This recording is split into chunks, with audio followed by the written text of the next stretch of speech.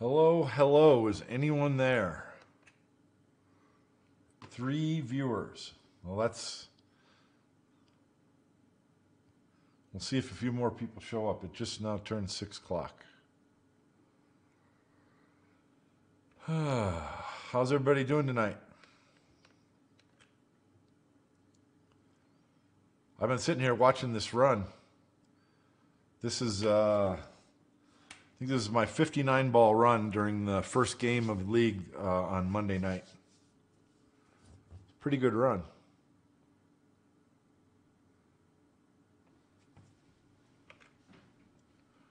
Now there's two viewers, not 3. All right, well, this will be a quick live stream if we don't have a lot of people. Now there's back to 3. Oh, it hasn't switched over yet. Nobody's hearing me yet.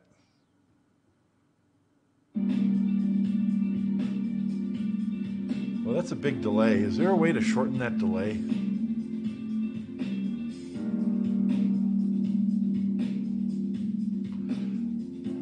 I'm still learning things about YouTube and doing this well, so I'll make a note of that.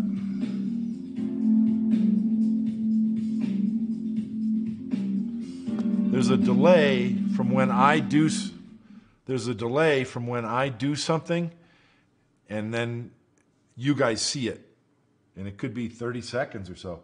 That's why sometimes when you type something in the chat, I don't see it right away. It doesn't show up for 30 seconds or so.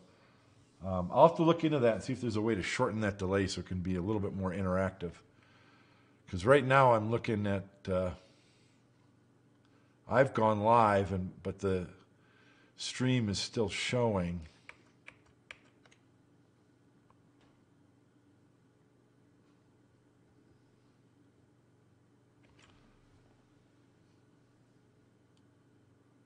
That it's not live yet.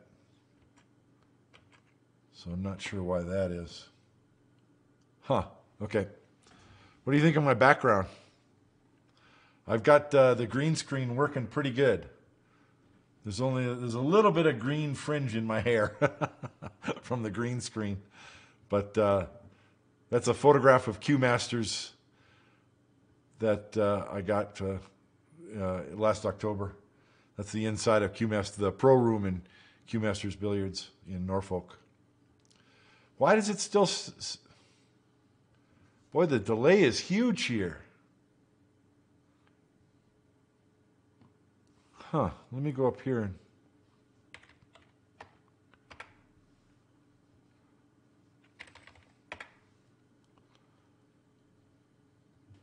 take a look at my live stream from the straight in the YouTube app and see what it's showing.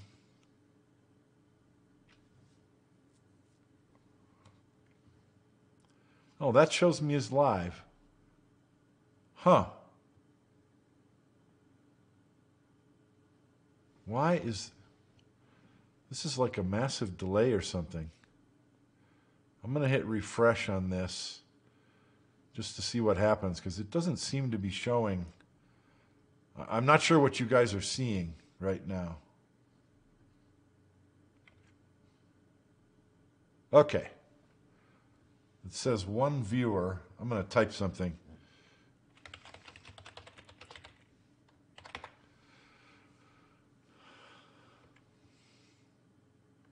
Okay, it looks like I'm live now.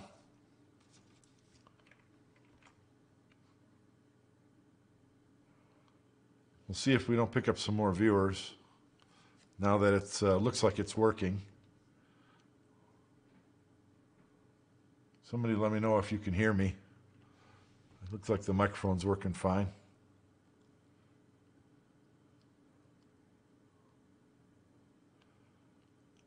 Got 1 like, that's good.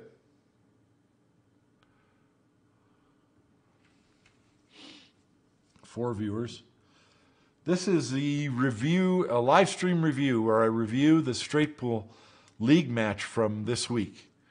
So I played a nice guy named Brian, and I was giving up a big handicap. I won both games. The audio is perfect. Good.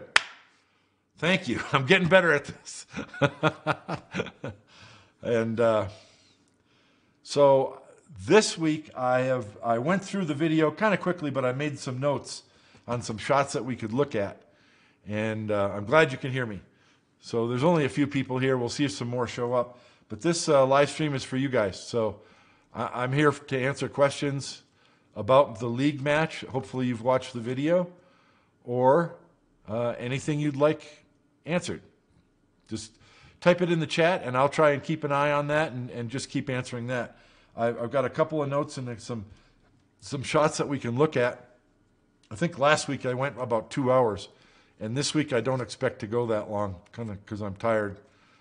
We'll try and do this in about an hour, but make it valuable for you guys. And I have to put my glasses on, my reading glasses, to see the chat. Frozen pics sound good. Yeah, the picture's frozen. I should be moving around up in the corner, just my mug, my face, in front of the, with the background of a pool hall. The video is frozen right now. I guess I could hit play on it. Because there, I hit play on it, so it should be moving now.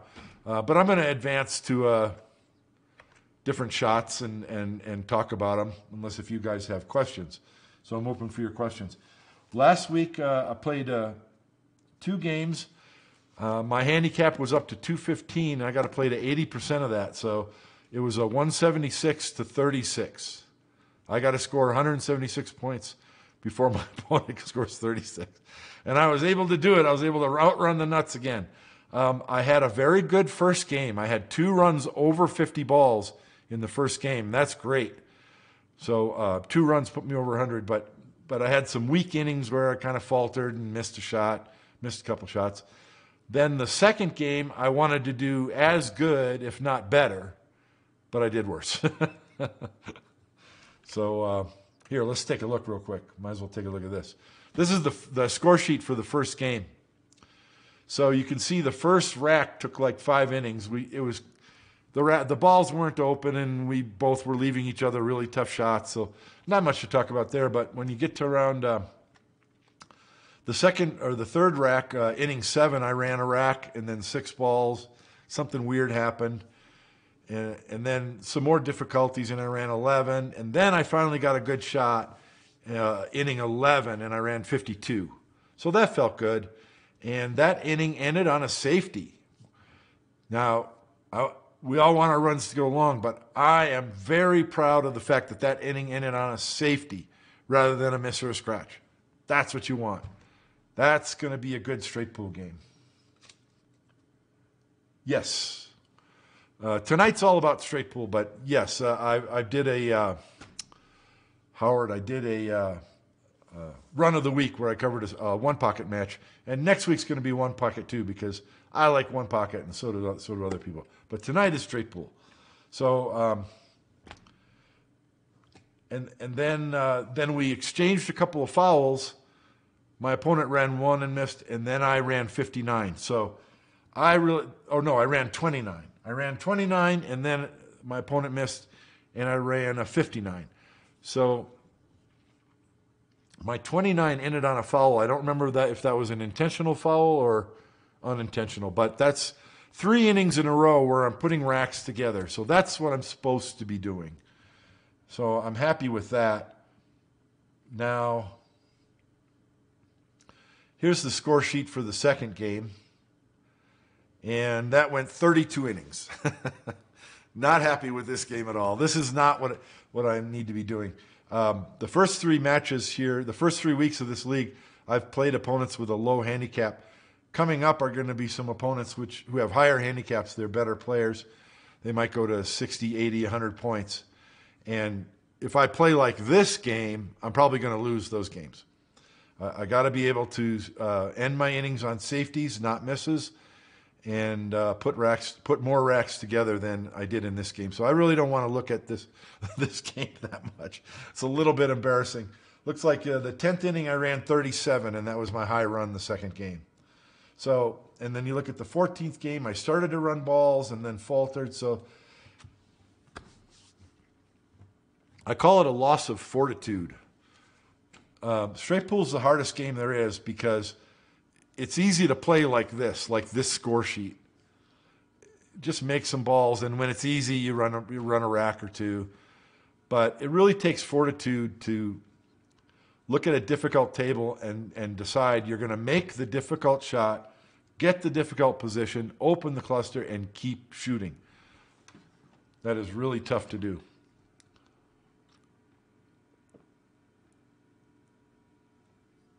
Anyway, if you don't have any questions, let's look at some shots.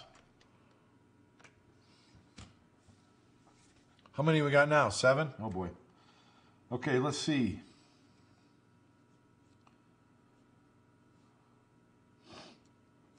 The second game I was getting out of line and I had to shoot a lot of recovery shots. And it's great if you can make a recovery shot or two, but if you got to keep shooting them over and over, that means your position is out of control. You don't have good control of the cue ball. So that's what I needed to work on. I had a really good practice session today that I tried to live stream, and the video was rotated 90 degrees and I didn't know it. So I'm saving that right now, and I'm going to rotate it back and I'll upload it. I feel things are starting to come together. It's a gradual process, but I had a really good practice session today. So I'll try and put that up, and maybe I'll put some commentary over it.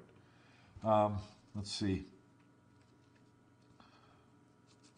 In the second game, if you watch me play in this second game, I bet on a lot of my shots. I'm moving my body. I'm starting to rise up or jump up a little bit on my shots, and that's going to throw off your position if you can even make the ball doing that. And so today I felt myself really staying down a lot better, and I think it showed a lot in the play. Anyway, I had in mind to show a few shots here. Let's go to the first one. 12:54 is the timestamp. Let me get to that. Oh, yeah. This is what my opponent left me. They hung one ball in the jaws of the pocket, and we're having a discussion about the score. Okay. They hung one ball in the pocket, and this orange ball, I think it's the 5 ball, is not in a break ball position, so there's no sense in playing position on it.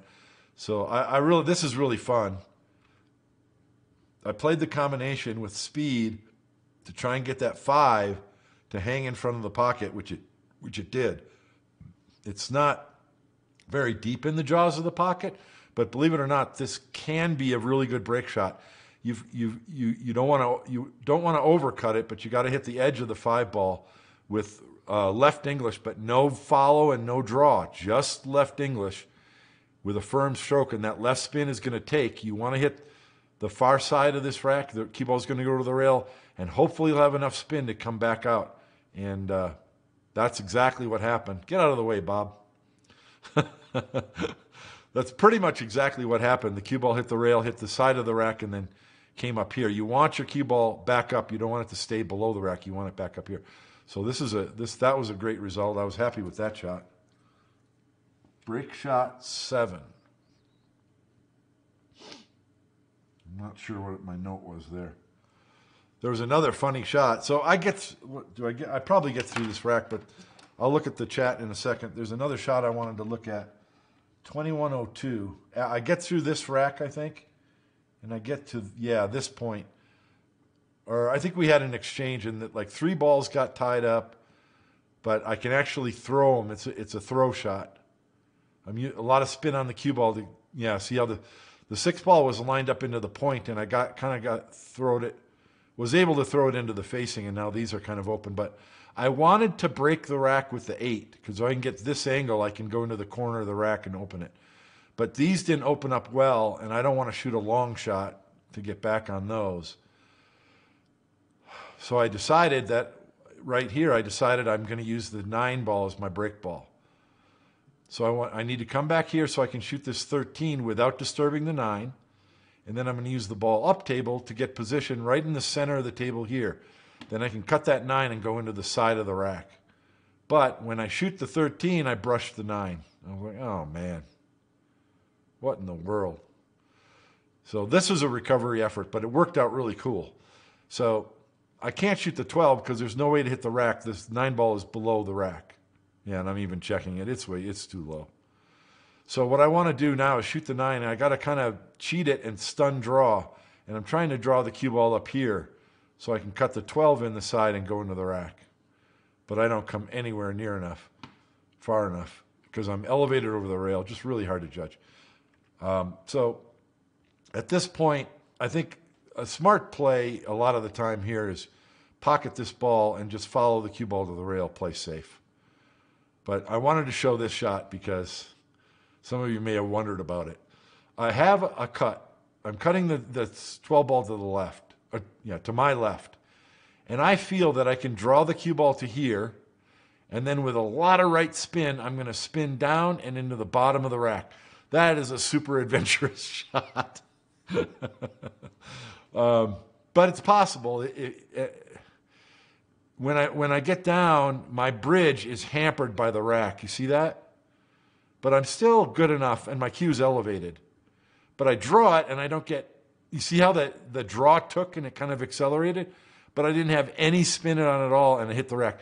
I am not too proud to admit when I get lucky, because that is not what I was trying to do. And that's what I wanted to show you. And that I got lucky as well that right there, I was very close to the 10, but I had an angle to go in and loosen them up. And so I was able to keep the run going on this rack. I thought that was really interesting. Let me go look at the chat. You can't see anything? Oh, crap.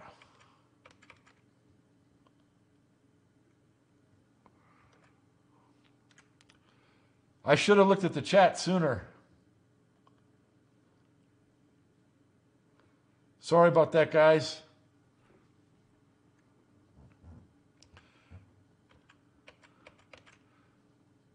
All right. Hey, I'm going to back it up and do it again, because you guys couldn't see what I was talking about. Here's the 3 balls. This is what my opponent left me, and I've got to make this long cut shot. And there's the 3 balls that I was talking about that were tied up. So you should be able to see this now. Yeah, good. I apologize, guys. I'm going to try and do better. I'm learning. So this is that 3-ball combination where I got to kind of throw it to the left. So you need right English, left English, right English. So right English on this. Maybe I can throw that in, and it went in. And this is where I wanted to leave the 9. So I want to shoot the 8, bring the cue ball over here, so I can shoot the 13 without disturbing the 9. Then I'll use the 13 to get position on this stripe to get the cue ball back to the center of the table. I'm repeating everything I said because I apologize for having the screen blocked.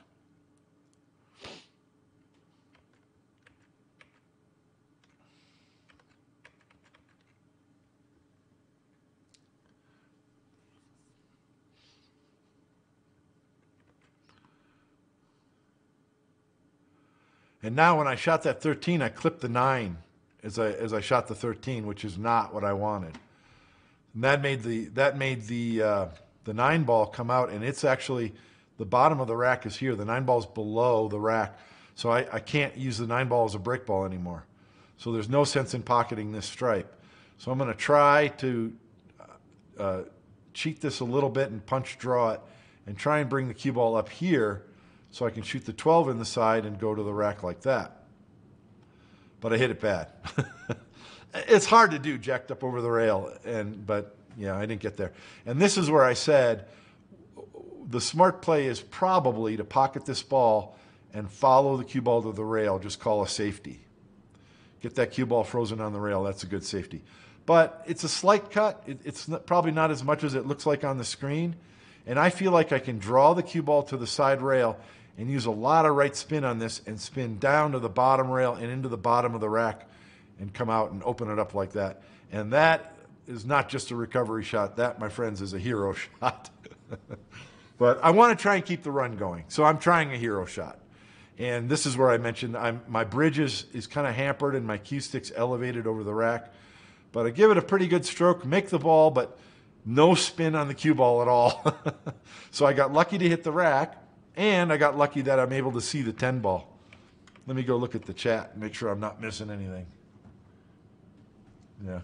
So you guys should be, yeah, now you guys are seeing it. Good. And I was able to open the rack there and then keep the run going. So I've mentioned this before. It's the smallest of margins often that can give you an opportunity to keep a run going. And that's an example. I felt it was worthwhile to go for that shot on the stripe in the upper corner pocket, because even if I don't hit the rack at all, well, then I'll play safe, okay? But I'm giving myself a chance to keep the run going. So that's what I was trying to do. Let's see.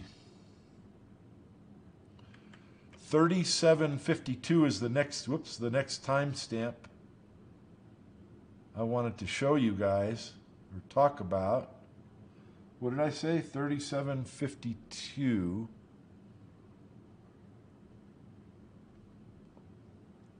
Draw, hit the wrong ball. Oh, okay, yeah. This is an example. This is a re-break situation. So I've got the rack partially open, and now I got a re-break. So I played position. Maybe I'll even show what I did. Yeah, okay. So I'm here. The only shot you have is the one ball, right? So both of these balls go into the side pocket. So I'm shooting the one ball to try and come up this way and give myself an angle so I can send the cue ball into the top of the balls. And the result of that shot, I might as well let you watch it, is not bad. A lot of left English to try and come up there, but I didn't come far enough. Now I have a slight angle.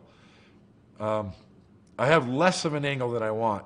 So if I had more angle, like if the cue ball stopped here, I would cut this two ball on the side. I wouldn't have to, but I would cut the two ball on the side and pretty much try and go full into this 13, if that's the 13, expecting to just scatter the balls wide and just try and stop the cue ball right there. But I didn't get enough angle to do that. In order to scatter all these balls, I would have to just really powerhouse it, and that's makes the pockets smaller. That's not the way to do it. So instead, I'm cutting the two in the side, and what I'd like to do is kind of come off this edge of this ball, so my cue ball goes this way. So it's low left on the cue ball. So I'm hoping the cue ball will come to the rail and spin back out. And that should knock balls this way, and I should have a shot that way. But things don't always go as planned. Watch where the cue ball goes. Did you see what happened to the cue ball? It's got all that spin on it, but it drew the cue ball. I hit the wrong side of the wrong side of this ball, and so the cue ball deflected this way, and then the draw took and it curved and went down there and just stopped in no man's land. So the reason why I'm showing this shot is that's an example of how critical it is to get the right position. I would have been much better off the cue ball stopped here than here. That's what straight pool's all about. And then even given that I didn't get the right position, I needed to take a little more care to make sure that I hit this side of this stripe and not this side, because that's the difference between continuing your run and not. For some reason at this point I played a safety. It was an easy safety. You'd shoot the 9 and stop the cue ball right here behind the rack. But looking at it from here, I think I should have shot this ball in the side. It's not, I mean, you're against the rail, that makes it tough, but it's not unreasonable, and you don't have to hit it very hard. So your cue ball is going to go to the top rail and back down, and I'd have a shot on one of these balls. I just got done talking about continuing my run, taking measured risks, measured recovery shots to try to keep your run going. I think I should have done that here, but I didn't. Let me go look at the chat and see if anybody's got anything to say.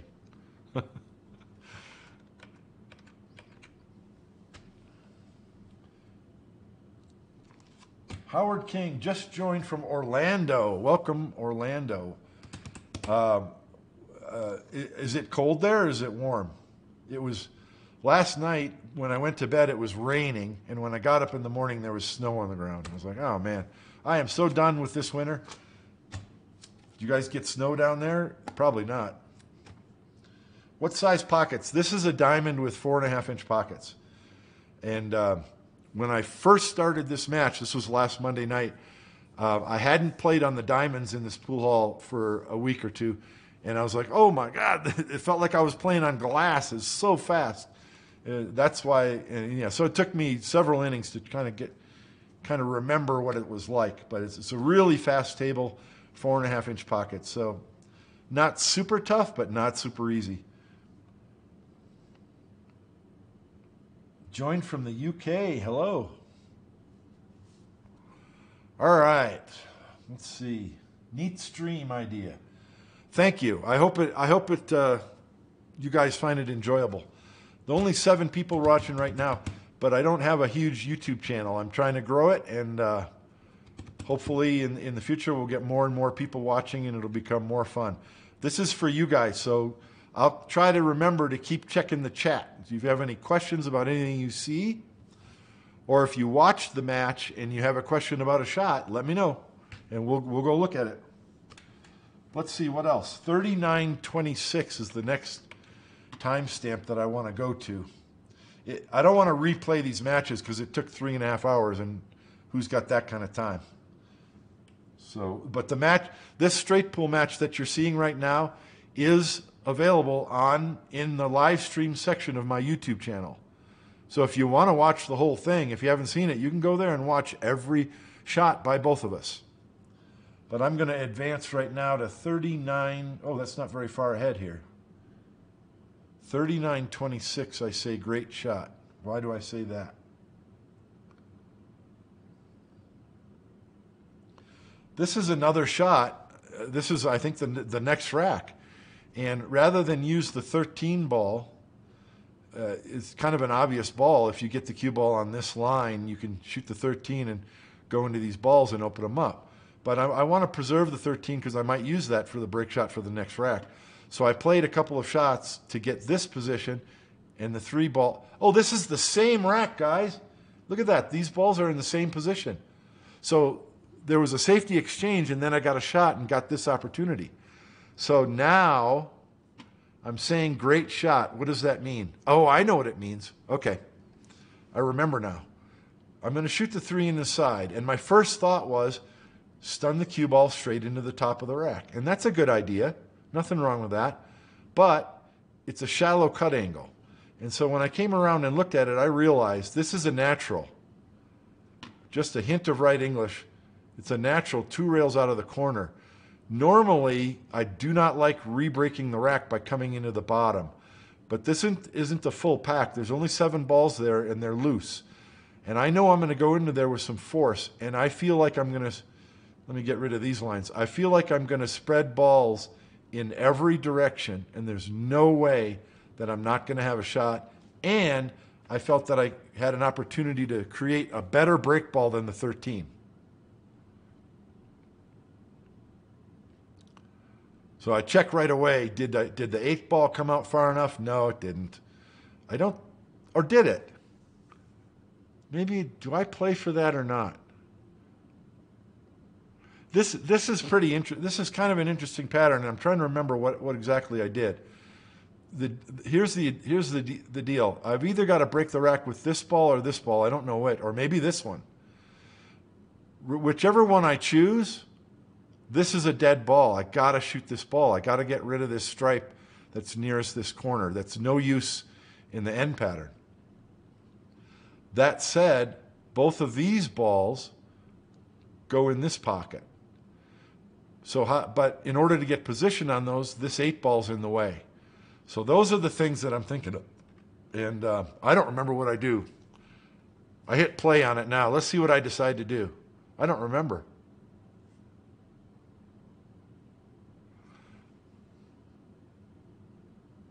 All right, I'm shooting the 2, probably to draw back for this stripe. Yeah. Oh, yeah, okay. That makes sense. So this is I often talk about a 3-shot sequence. So I just said that these 2 balls go here. But this ball is in the way of my position to play position there. But by getting this angle on this stripe, I can send the cue ball this way. And now I've got position on this 8 ball to get position on those. So I shot the 2 and then this stripe to come around. So it's 3 shots. It takes 3 shots to be able to address those 2 stripes in the bottom left. Now, how well did I do? I did terrible. That was the plan, and I hit it terrible. Partly because I was stretched out. Well, I was stretched out, and I didn't take the care to make sure that I got the cue ball up here. So now I've got a shot on the 4, and I can nudge the 13 into a better break shot position, which I didn't do. I made it worse. So now I'm recovering again. But you see how important it is? If I had taken the time to get that position right on the 8 in this corner, then the rest of the rack would have been easy. So now what I've had to do, since there was no break ball, is play this position to nudge the 14 over into break ball position.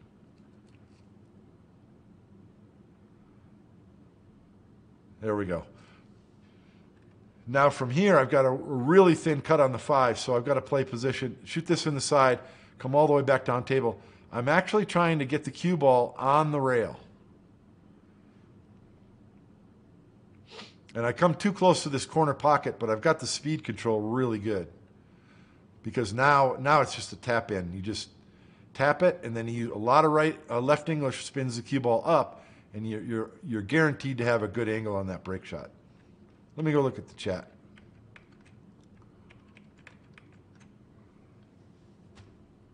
What can we do to help you grow your YouTube channel? I don't know. What can you do? If you guys are subscribed, hit the like button. You can join. I just need more subscribers, I guess. I keep trying to make good content, and I'm working on it's been a couple of months since I've done a good instructional video. I've gotten myself too busy making racks of the week, runs of the week, and now I'm doing leagues, and I'm trying to keep up with all that stuff. I'm trying to fulfill my obligations, which isn't a lot, but I'm trying to fulfill my obligations to my Patreon members and my YouTube followers, my YouTube members. They pay a few dollars a month to help me out, so that's something you could consider. But all of those things get in the way of me making instructional videos, which are the videos that do the best, do the most, get the most views, and help my channel grow the most. So I don't know. Just get the word out. Tell everyone you know to come over and subscribe. I guess that's what you can do. Hey, you ordered my book. Thank you, Howard. I appreciate that. My partner, David, handles all the shipments, and I'm sure he's got it, and it'll go out in the mail tomorrow. Give the thumbs up on YouTube. Yeah, let's see. Well, there's 10 viewers, 8 likes. That's not bad. I hope someday in the future I'll have a live stream with 100 viewers, and then I'll be telling you guys to like the stream.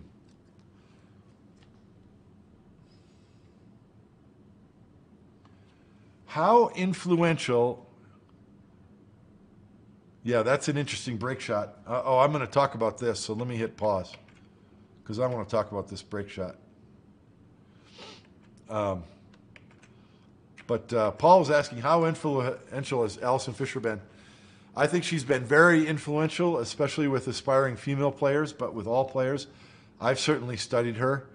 She comes from a snooker background, and snooker background, what that means is her fundamentals are such that her rear leg is straight, she's square onto the shot, chin on the cue, and all of those influences are part of my game today. But I've studied lots of other players like Ronnie O'Sullivan and Judd Trump, along with pool players who also have those influences, and there's a lot of them. Jason Shaw, Joshua Filler, Fedor Gorst, naming a lot of the top players. If you look at those guys, you're going to see Eklund Kachi especially. Kachi's from Eastern Europe. He's played a lot of snooker, and he's really tall like me. But you watch Eklund Kachi play, rear leg straight, square to the shot, chin on the cue.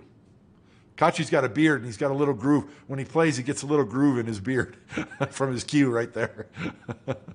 Now, my chin is not on my cue. I'm a little bit higher. I'm a few inches above my cue, but I'm pretty low.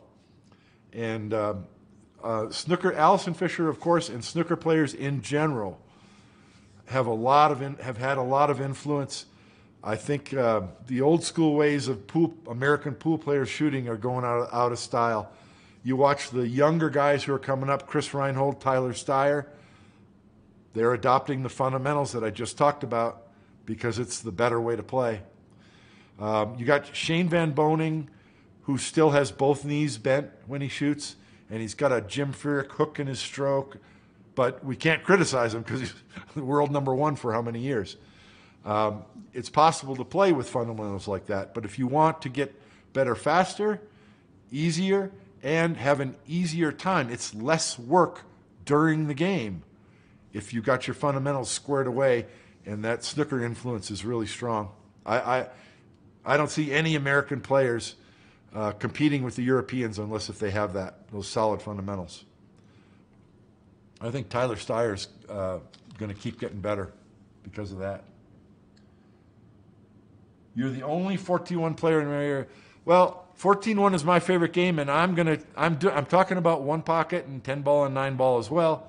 I play every game. You can't name a game I haven't played. 3 cushion billiards, straight rail, snooker, pay ball on the snooker table, golf on the snooker table, 8 ball, every game.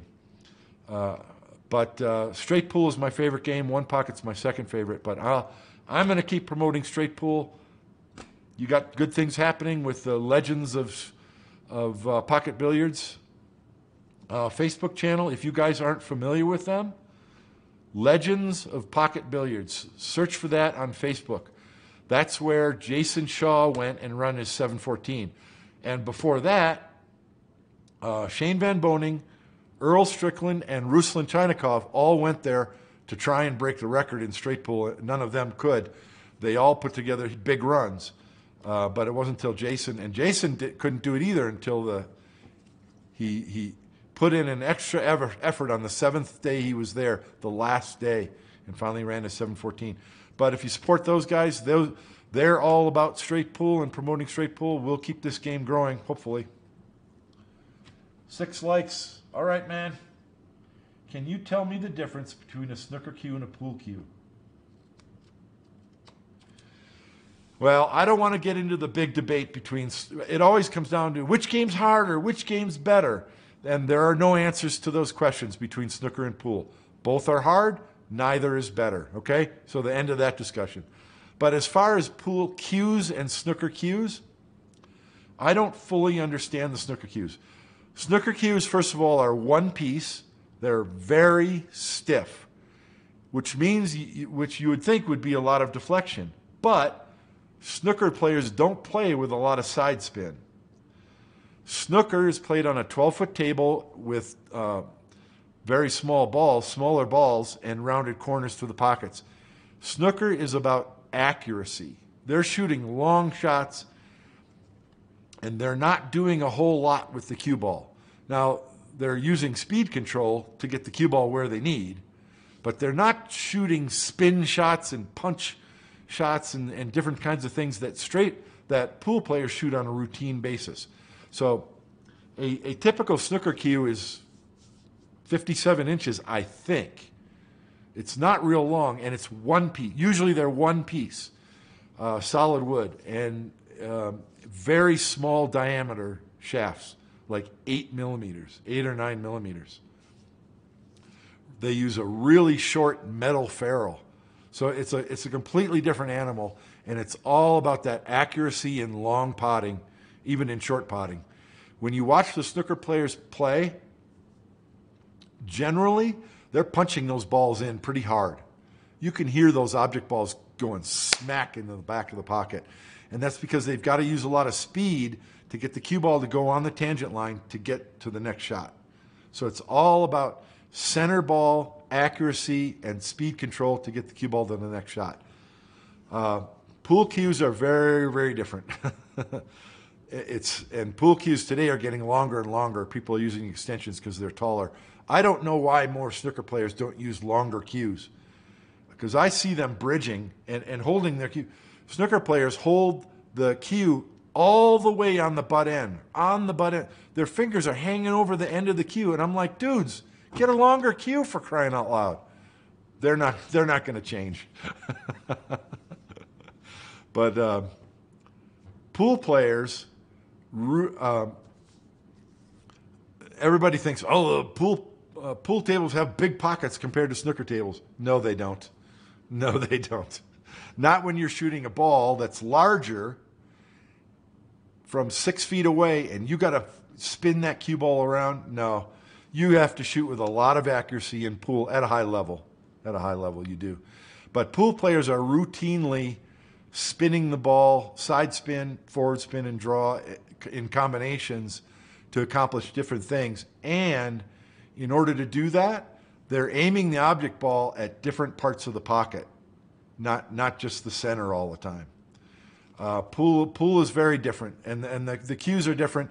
The pool balls are bigger, so the cue tips are bigger. Most pool cues are between like 11.8 and 12.9, just under 12 up to 13 millimeters, in that range. People like them different thicknesses, but that's the difference. That's the difference. And then pool sticks are generally two-piece because they're going to be 58 inches long, 29 shaft, 29-inch butt, and people want to break them down in half. And then pool cues nowadays generally have low deflection shafts. Whether that's wood or fiberglass, what it means is the end of the shaft by the tip, below the tip, is usually pretty hollow, because that's what makes a low deflection cue, is to have the end of the cue very light. And snooker cues, being solid wood, they're not going to be as light at the tip. Now they're going to be lighter because they're narrower. They're only like 8 millimeters. But they're not hollow, so they're going to get more deflection. But anyway, I talked about that already. So that's the difference. Does that answer your question?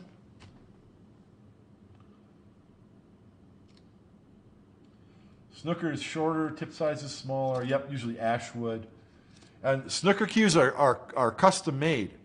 It's not like snooker players go to their favorite snooker cue makers and have it turned just right. I mean, it's a single piece of wood, and they turn it on a lathe, and it's a well-regarded skill over there to make a good quality snooker cue that's got nice straight grain, and yeah, it's high quality snooker cues are pricey because they do a real good job, real good quality with them. Let's see. Yeah, snooker cues have a conical taper. I use a conical taper on mine. I have the Predator Vantage cue. I like it better. It's very similar to the Predator Z3, which has a Pro taper, which is going to be more the same diameter for a longer length from the tip. But I use more of a conical taper. I like it because it's stiffer. Snooker cue is usually 57. Pool cues are 58. But pool cue manufacturers in America can make the butts and especially the shafts longer if you want a longer cue, or you can have an extension. And so many players are using extensions, especially the taller players, 6 feet and over. I'm 6'5", and my cue is 68 inches long. So it's an 8-inch extension, and then I have a long butt and a long shaft. Well, actually, just a long butt. My Vantage shaft is 29 inches. Anyway. Yeah, snooker cues are handmade. Oh, they have extensions for snooker cues? Well, they do have extensions, but they just snap onto the butt end for when they have to reach over the snooker table. I don't think there are any pro snooker players who play full time with the extension on the cue. Whereas in pool, there are several players who do that. Shane and Joshua, I think Filler does. No, Filler doesn't, but Shane does. Earl Strickland does. Jason Shaw does, except in the very last tournament he didn't. That's interesting because for years Jason Shaw has been playing with an extension. His cue is as long as mine, and he's not as tall as me. But before the Premier League tournament that just happened in the UK, Jason Shaw went for several days or a week, I'm not sure, to a top snooker coach in England. And that's amazing to me. That's like Neil Peart being the best drummer in the world and going to a drum instructor to try and get better. But he did, and he came out of that no extension on his cue.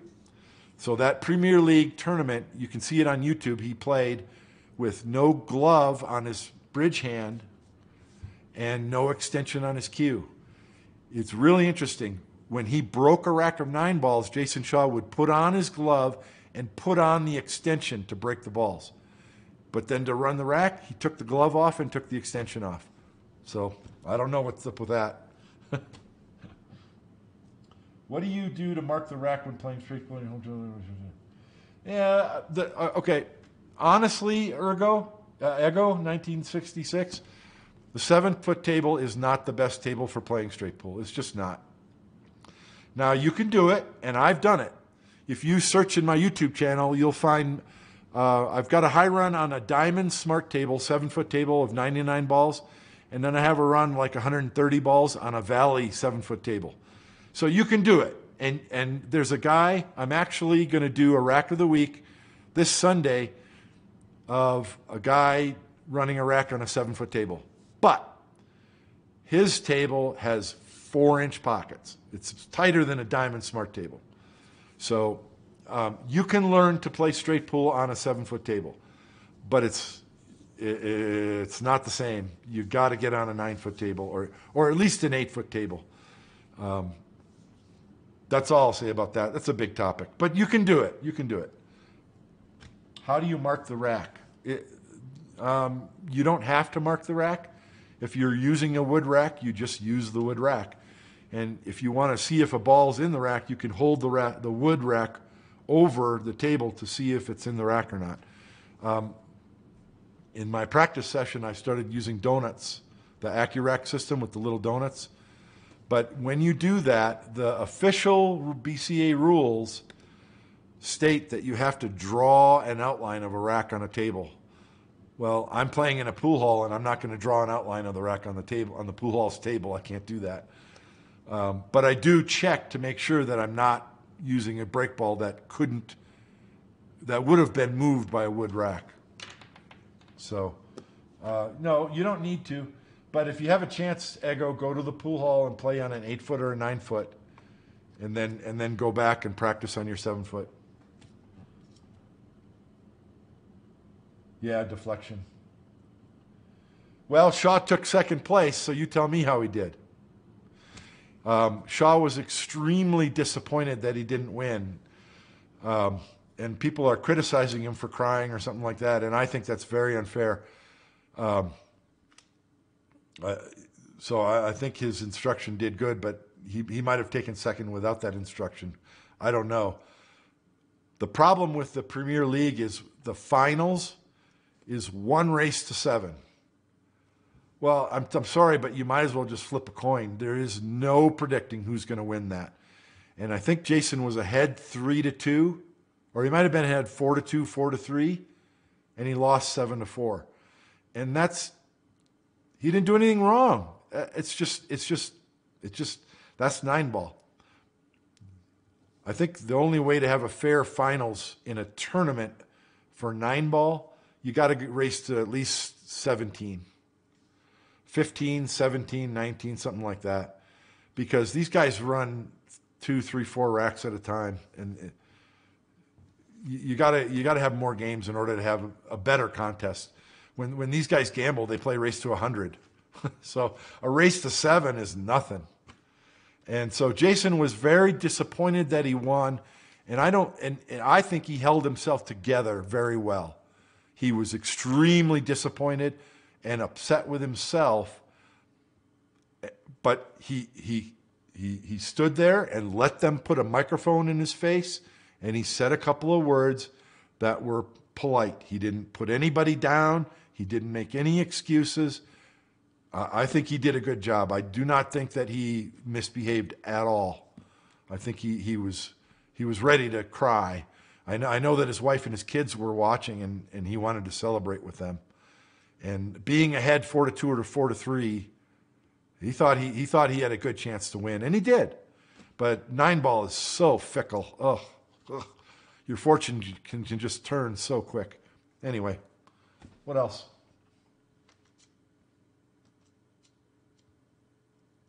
Yeah. Yeah, 7-foot, you're going to deal with a lot of congestion. And then you're going to be dealing with the fact that you can shoot any shot. Long cut shots down the rail aren't that tough. And it's a different game. Not to say that it doesn't benefit you to play. And if you haven't played straight pool before, go ahead and play straight pool on your 7-foot table. By all means. Lots of things you can learn and get better at. Just don't fool yourself. You got to go play on the 9-foot table or at least an 8-foot table to get a real feel for it. Anyway, tight pocket's a good teaching aid. Yeah, both. My practice table, well, you can't see my practice table. My practice table behind me in my living room has 4 1/4 pockets. So they're pretty tight. You can't play games on it, and you could play 1 pocket, but it's no fun for games, and even a lot of drills are real difficult because you just got to bear down and focus. I wanted tight pockets on my home practice table because when I'm here, I'm not practicing shots or patterns or drills. I'm practicing my fundamentals. How straight am I shooting?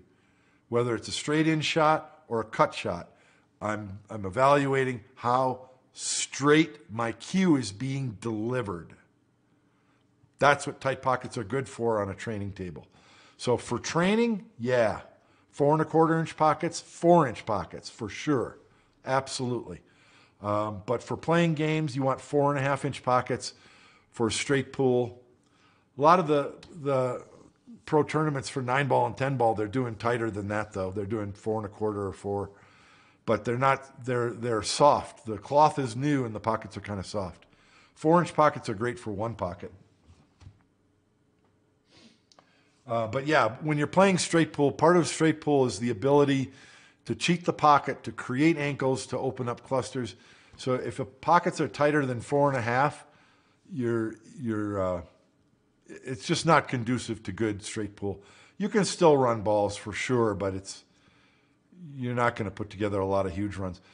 John Schmidt came to town here once, and he did an exhibition across town where they had 4-inch pockets on diamonds. And he was showing some straight pool stuff. And he said, man, this table is tough. He said, give me a couple hours, he said, and I'll run 100 balls on this table. But that's about it. That's one of the best straight pool players in the world. 4-inch pockets. And he thinks if you give him half a day, he can run 100 balls. But he's not going to run 200. So that's how important it is to have. When the guys try to set the monster runs, like the hundreds and hundreds of balls, they're doing it on a table with 5-inch pockets and soft pockets that accept balls that roll in. Because there's no other way you're going to put up a monster number if you have to have 5-inch pockets. Shaw did not cry. He looked like he wanted to. He was disappointed. That's all I'll say. I feel he was a professional. Yes, I think he behaved with dignity. He was disappointed, but he congratulated Francisco, and yeah, I think he was professional. Yeah, it should have been a longer race, but that's the Premier League. It's kind of a weird deal. It would have been funny. Nah, don't start something. We don't want to call that behavior a Strickland. That's not fair to Earl. But it is true. What caused the decline? What caused the decline in the popularity of straight pool was late 1970s, early 1980s, people wanted to get pool on TV, and they felt that straight pool was too slow and boring. So they said, what can we do? Well, the game of 9-ball already existed. In the 80s, I played a lot of 9-ball, but we didn't play 9-ball like they do today. It was two-shot shootout. In other words, you know how the push shot after the break? The way 9-ball used to be played is you could push out at any time on any ball if you didn't get good position. And then your opponent could put you back in or take the shot. It was a better game. But they didn't think that was fast enough. So the rules that you see typically followed for straight pool for 9-ball today are called Texas Express rules. And that's everything stays down on the break, ball in hand, no push out anywhere except at one push out after the break. That's Texas Express. And that's what they adopted for the game of 9-ball for the purpose of selling it to TV. And it didn't work, but 9-ball stuck anyway. And then after a while, people got tired of 9-ball because it's so dang lucky, and then they started playing 10-ball. In my opinion, it's ironic because they started playing with the racking of 9-ball and the breaking and a break box and the 3-point rule and the cut break. Everything that they've done with 9-ball after adopting it has been to slow it down and make it more boring. So they defeated, they just shot themselves in the foot. So I don't know if Matchroom understands this. Because Matchroom's whole goal right now is to build 9-ball so they can sell it to TV. I don't know if it's going to work. I hope it works. Because if it works, then it'll bleed over into other pool games. So I wish Matchroom all the success in the world. And they're making the game tough, which ironically makes it slower and more boring. So I don't know how that's going to work, but hopefully it works. I dropped my pen. Did I go off tangent too much there?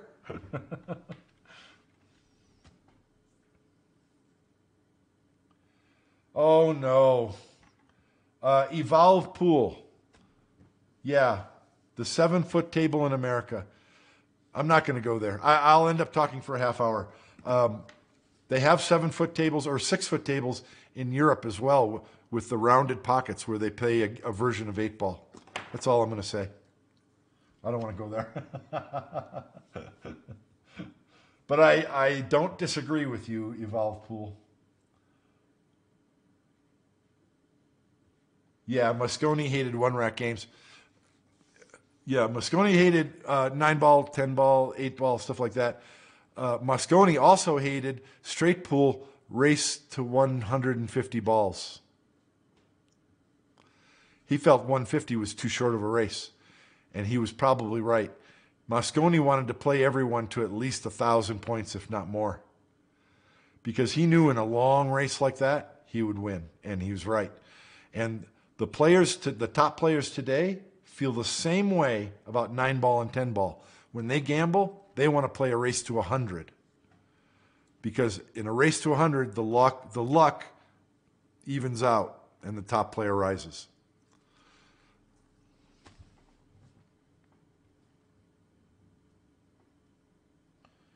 Yeah, it sure does, Howard.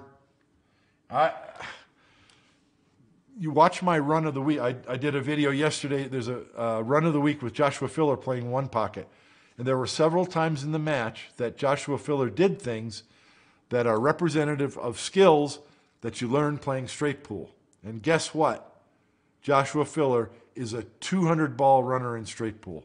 So take that to the bank, guys. 5 balls orange. Yes, Efren is the greatest player of all time. Efren is the greatest overall player of all time. I've got a video, I've got a short on that already. I'll talk about that later, but I don't want to get into it now. I want to talk about this league match. Has 8-ball bar pool always been the same? Yes. This is something that I realized too. When I started playing pool in 1980, I played 8-ball on the 7-foot table in the bar. And then during the day, I would go to the bowling alley, which had a 9-foot Brunswick, and I would play straight pool. But if you wanted to compete with anyone, you went to the bar and played 8-pool. And that was 40 years ago, and it's still true today. And I didn't think it was. But I started posting some short videos on YouTube where I showed some kind of trick shot deals with 8-ball. And I was getting comments from people who clearly their only exposure to pool was bar table 8-ball. So it remains the most popular game. Now, anyone who wants to get better at pool, I think they grow out of bar table 8-ball pretty quick. But they just had the tournament in Las Vegas every year with thousands of players, many thousands of players. And, well, you can't see it, but my trophy wall on the wall back here has several trophies. For what game? Bar table 8-ball. So I'm not putting it down at all. I always say no one has a right to tell anyone else how to enjoy the game of pool. We've got 6-foot tables, 7-foot tables, 8-foot, 9-foot, 10-foot, 12-foot, and all these different games. You can do whatever you want, and no one can tell you how to play the game. Knock yourself out. But if you want to become a good player, a talented player, and if you want to become a pro, you're going to start playing on 9-foot tables. Okay. 2-foul push-out sounds like fun. Yeah, I used to play 9-ball that way all the time. Listen, you break the balls. If you scratched on the break in a game of 9-ball, every other ball that went in the pockets, you pulled them up and spotted them in a row. Anytime somebody scratched, their opponent got ball in hand in the kitchen only. You didn't get ball in hand anywhere on the table. You got good on spot shots because your opponent would pocket a ball and scratch, so the ball they pocketed would come up on the spot and you would have ball in hand in the kitchen. So you got good at shooting spot shots and playing position all around the table. That's the way 9-ball used to be played. They should have played it that way. That game is marketable to TV because you can't just play a lock-up safety, get ball in hand, and go dink, dink, dink, and run out. You have to come with some shots because if your opponent doesn't have a shot, they're going to push out. And now you got to decide, do you want to try and bank that 6-ball long rail or let your opponent shoot it? So you see a lot more shot making in two-shot shootout 9-ball. I think it's a better game for TV than ball in hand, Texas Express. Anyway, yes, that game was incredibly different than today's 9-ball. Not only was it different in that respect, but back then the cloth was slower. These guys were making the wing ball on the break, but not the one ball on the side, I don't think as much. Plus, you're playing 9-ball on slower cloth. If you got to go 2 rails out of the corner, back down table, man, you got to come with a stroke. Nowadays, the cloth is so damn fast, all you got to do is tap it and it goes 6 feet. Don't get me started. You guys got me started. Let me look at one more shot back here. Oh, yeah. Hey, look at your screen. See that rack? That's the result of my break shot. And it looks terrible, doesn't it? I'm changing topics. We're going back to the league match. Because I want to talk about this. I failed, and I'm mad at myself. I come around and I look at this. I look at this rack. I did not get a good result from my break shot. However, the 14-4 is lined up to about here. So it's going to miss, right? I can hit the 1 ball now, which will hit the 11 and the 7. The problem is it's going to hit this stripe and throw the 4 ball this way, right? So what I need to do is I need to pocket the 6, and I don't care where the cue ball goes because the 8 ball will hit the 9 and the 14 and throw the 4 ball into the pocket. Am I making sense? Did that show up correctly on the screen? Oh, it looks like my yellow lines are off. Dang it, why are they off? I calibrated them before I started this stream. I'm going to try and recalibrate them while you guys are here. What I'm doing right now is I'm drawing my yellow lines at the pockets so I can. So now I'm going to the OBS software for those of you who know about that, and I'm trying to line them up. Yeah, they're perfect. Okay. Well, I don't understand that. It looked to me like my yellow lines weren't in the right place. I'll do this again though. The combination is lined up to the right side of the pocket. I can't shoot it now because I'll throw it this wrong way. So I need to pocket the 6, and then I'll be able to hit the 8 ball, and that's going to throw this ball into the pocket and open the rack wide.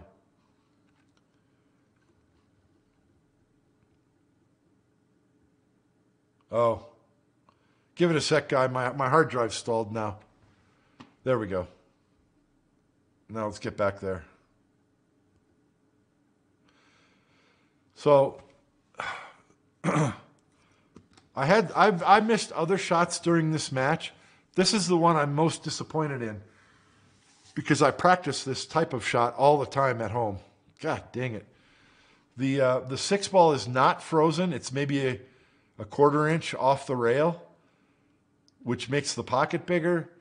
And I'm able to cue. I have no excuses for not making this ball. And I don't need to play position. Maybe that's part of the reason why I missed it, because even when you don't need position, you got to pick a spot so that you have a decision made in your mind about how you're going to shoot it. Maybe that's why I missed it. But watch how I missed it. I missed it a mile. I undercut it. Look at that. I mean, I'm so disappointed in myself. Let me watch it again. I bet I jumped up too. Watch my head. Yeah. You see my head lift up? Yeah. So real disappointed because I could have kept this run going. The cue ball can stop anywhere up here, and I can hit that 8 and make this combination. Oh, very frustrating. All right, let me go look at the chat.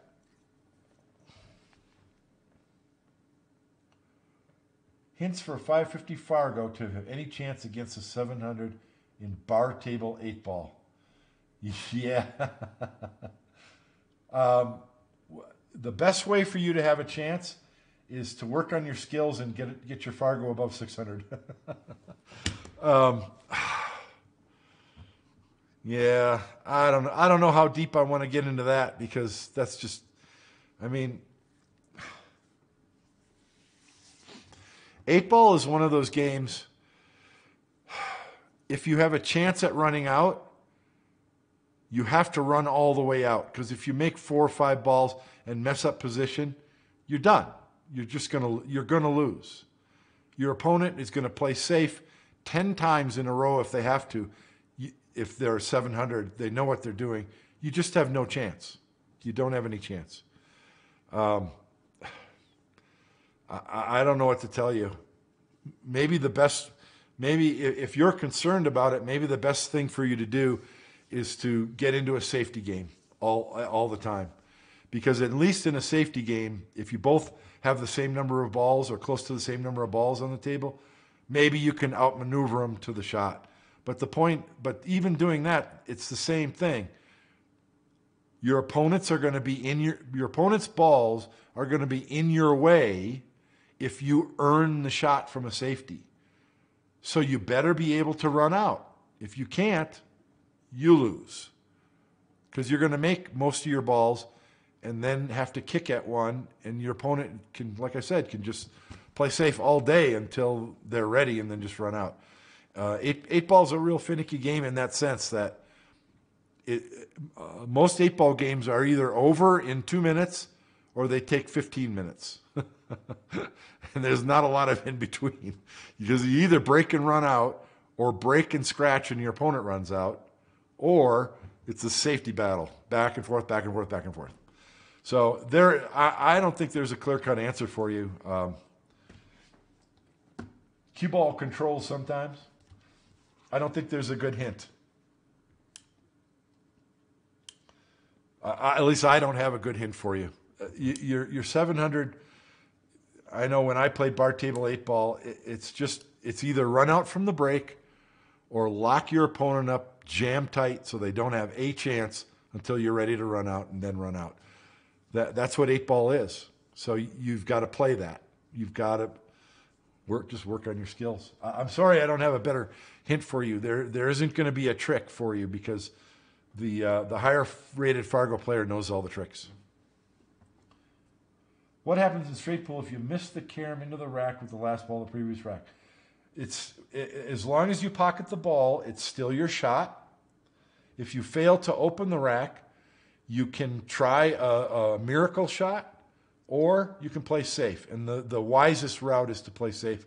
There are lots of techniques for playing safe with 14 balls rack tight.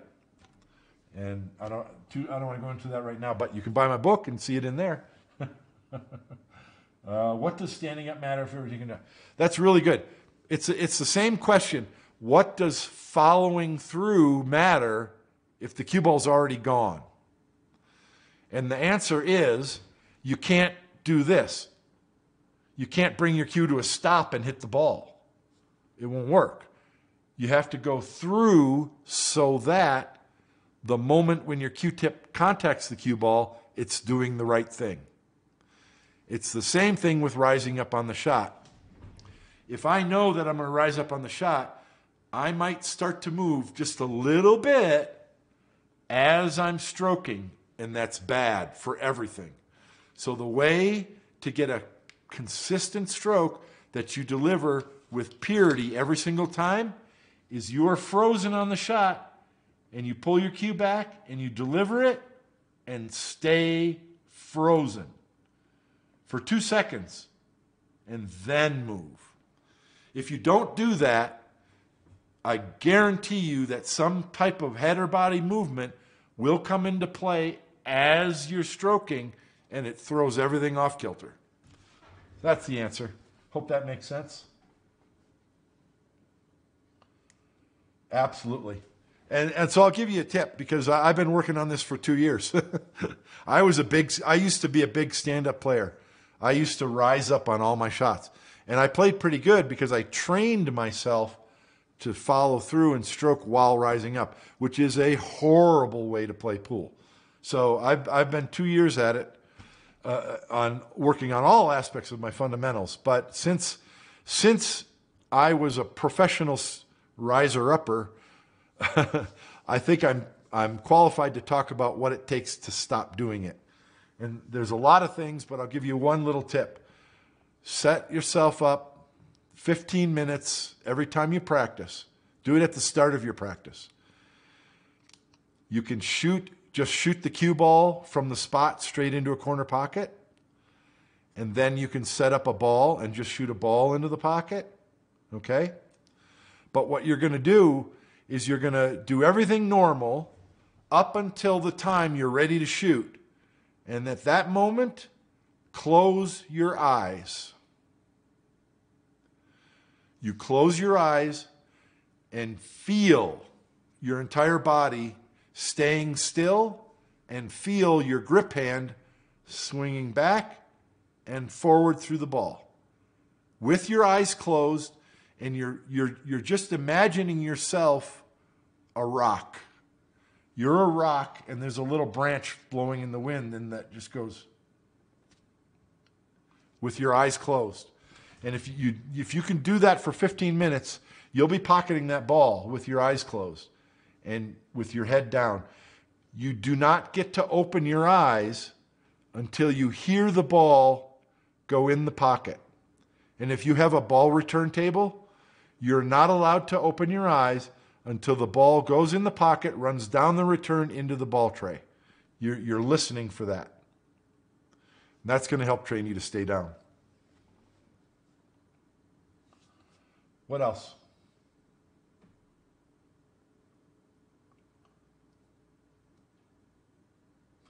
I can't control where the cue ball goes after hitting the object ball without it affecting my aim. I'm working on a video right now called The Perfect Angle, and it's a follow-up to my video called How to Aim. So if you haven't seen my video, go to my YouTube channel and search for it. It's in the instructional playlist, or just search for How to Aim in my channel. And it's a good 30-minute video. If you haven't seen it, you'll like it. And I'm working on a follow-up run right now. And I'm so busy. I'm trying to get it done. I can't promise when it'll be out, but it's going to address exactly what you're talking about. I will learn from the process. Good attitude. One game of straight pool. My last two balls were close together, and making one caused the other to be made as well. What should happen in that case? If you go to, you can search for, go to Google and search for BCA straight pool rules, and it'll come up. And scroll down, there's a little chart for what happens in all conditions at the end of the rack. Whether the ball's in the rack or the cue ball, or it addresses that situation. I don't want to dig for my card, and I dig it up and tell you right now, but it's online. Just search, you can search for it and find it. What else?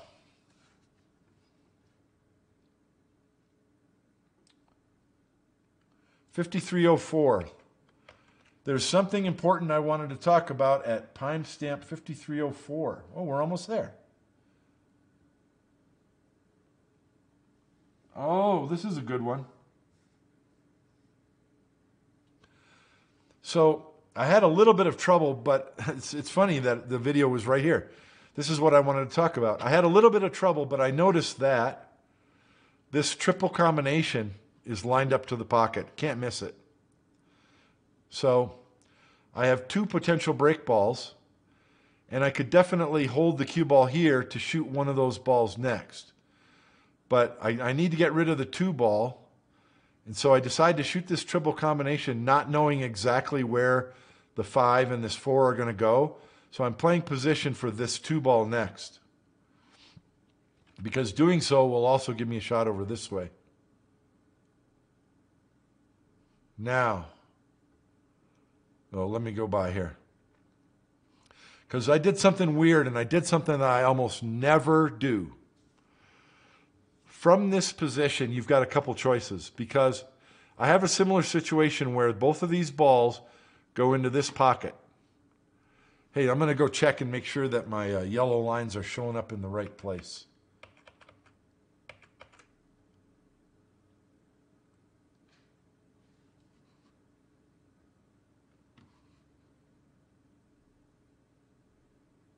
I think they are. Give me just a second. There's a lag between what I do and when it shows up on the screen. Yes, good. My yellow lines are showing up in the right place. Okay, so both of these balls go into this pocket. So I want to play position here to shoot one of those balls. My break balls are there. Now, I could shoot almost a stop shot on this stripe, and I'm on those balls. Okay? But if I do that, I'm committing to this 13 as a break shot. And it's a low break shot, and it's close to the rack. I'd rather use this as a break ball. So I've got a choice. I can shoot the 14 and just use the 13. Or I can shoot the 2 now. The 2 ball, I can draw back a little, and then I'll be on the 13, which I can draw back a little and be on these 2 balls. So that's my choice between those 2 patterns. I did something that I almost never do, and I'm going to start doing it more, even though I didn't do it all that well. The reason why I don't shoot the 2 ball right now is because I'm almost straight. So if I draw the ball, I'm going to end up like over here to get straight in on the 13. The alternative is to bounce the cue ball off the rail and come out for the 13. But I'm almost straight, and I've got to really hit it hard, and I just don't want to do that. So what I finally realize is this. Both of these balls go in this side pocket. So I'm going to choose the shot that's most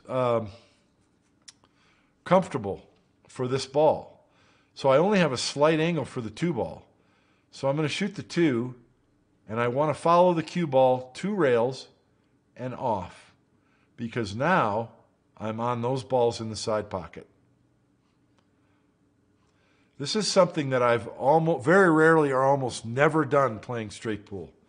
I would always be trying to either pound that 2 ball in and come out to center table, or shoot this stripe. But I'm walking around the table thinking about it, because I'm like, do I really want to do this or not? And I decide, yeah, this is a shot I need to have. I've practiced it some, and so now I'm playing it in a game. and I don't go through the ball very well. The cue ball hit the side rail here. Yeah, see me point? I wanted the cue ball here. So I'm in a bad spot. And I don't know if this ball goes in the corner past the 5. I'm really close to the rail, and it's a tough shot from there. But what I can do is shoot this ball on the side, draw to the side rail and out, and then I'm on this ball. And I'm comfortable shooting that shot. That shot I'm not going to miss. The shot in the corner pocket I might. And now I can shoot this ball and draw into this, and I might make a better break ball out of that. See? If I did make a better break ball, I could play for it if I wanted to. If I don't, I've always got this shot. So that was a good pattern. Even though I didn't get the cue ball where I wanted when I followed out of the corner, I think I like the pattern better the way it worked out. And so now I just come up and make sure that I get this. I came too far. I didn't want to be quite that far, but this is a natural 2 rails around to get on your break ball. So I just wanted to point that out. That was because there's something new for me. Let me go look at the chat. How about follow the 2 ball and make the 5 in the middle pocket? Well, I wasn't on the 2 ball. Oh, wait. Yeah, that's what I tried to do. Yes. Evolve pool, that's exactly what I wanted to do. Right here. Right here, I'm trying. I didn't. Yeah, I see what you're saying. Let me get myself out of the way. There we go. What he's saying is shoot the 2, go to the side rail, and then just out here, just 1 rail to get on the 5 in the side. I like that. However, I don't have enough angle to do that. Where you see the cue ball go here, when I shoot this 2 ball, get out of the way. When I shoot this 2 ball, I'm expecting the cue ball to go all the way down here like this. So I've got to go 2 rails to get on the 5 in the side. It's because I didn't follow through smoothly. It was just kind of a punch follow. So the cue ball deflected to the side and then went through. And that's why I ended up where I did. Yeah, see where I pointed? I pointed right there. So I was trying to do what you're saying, but I didn't have the angle. But then I hit the shot that I hit wrong. That's why I ended up that way. Do you feel that playing 1 pocket is not conducive? Oh, no. Yes, 1 pocket is conducive to straight pool, but anybody, even a beginner player, can play straight pool and 1 pocket.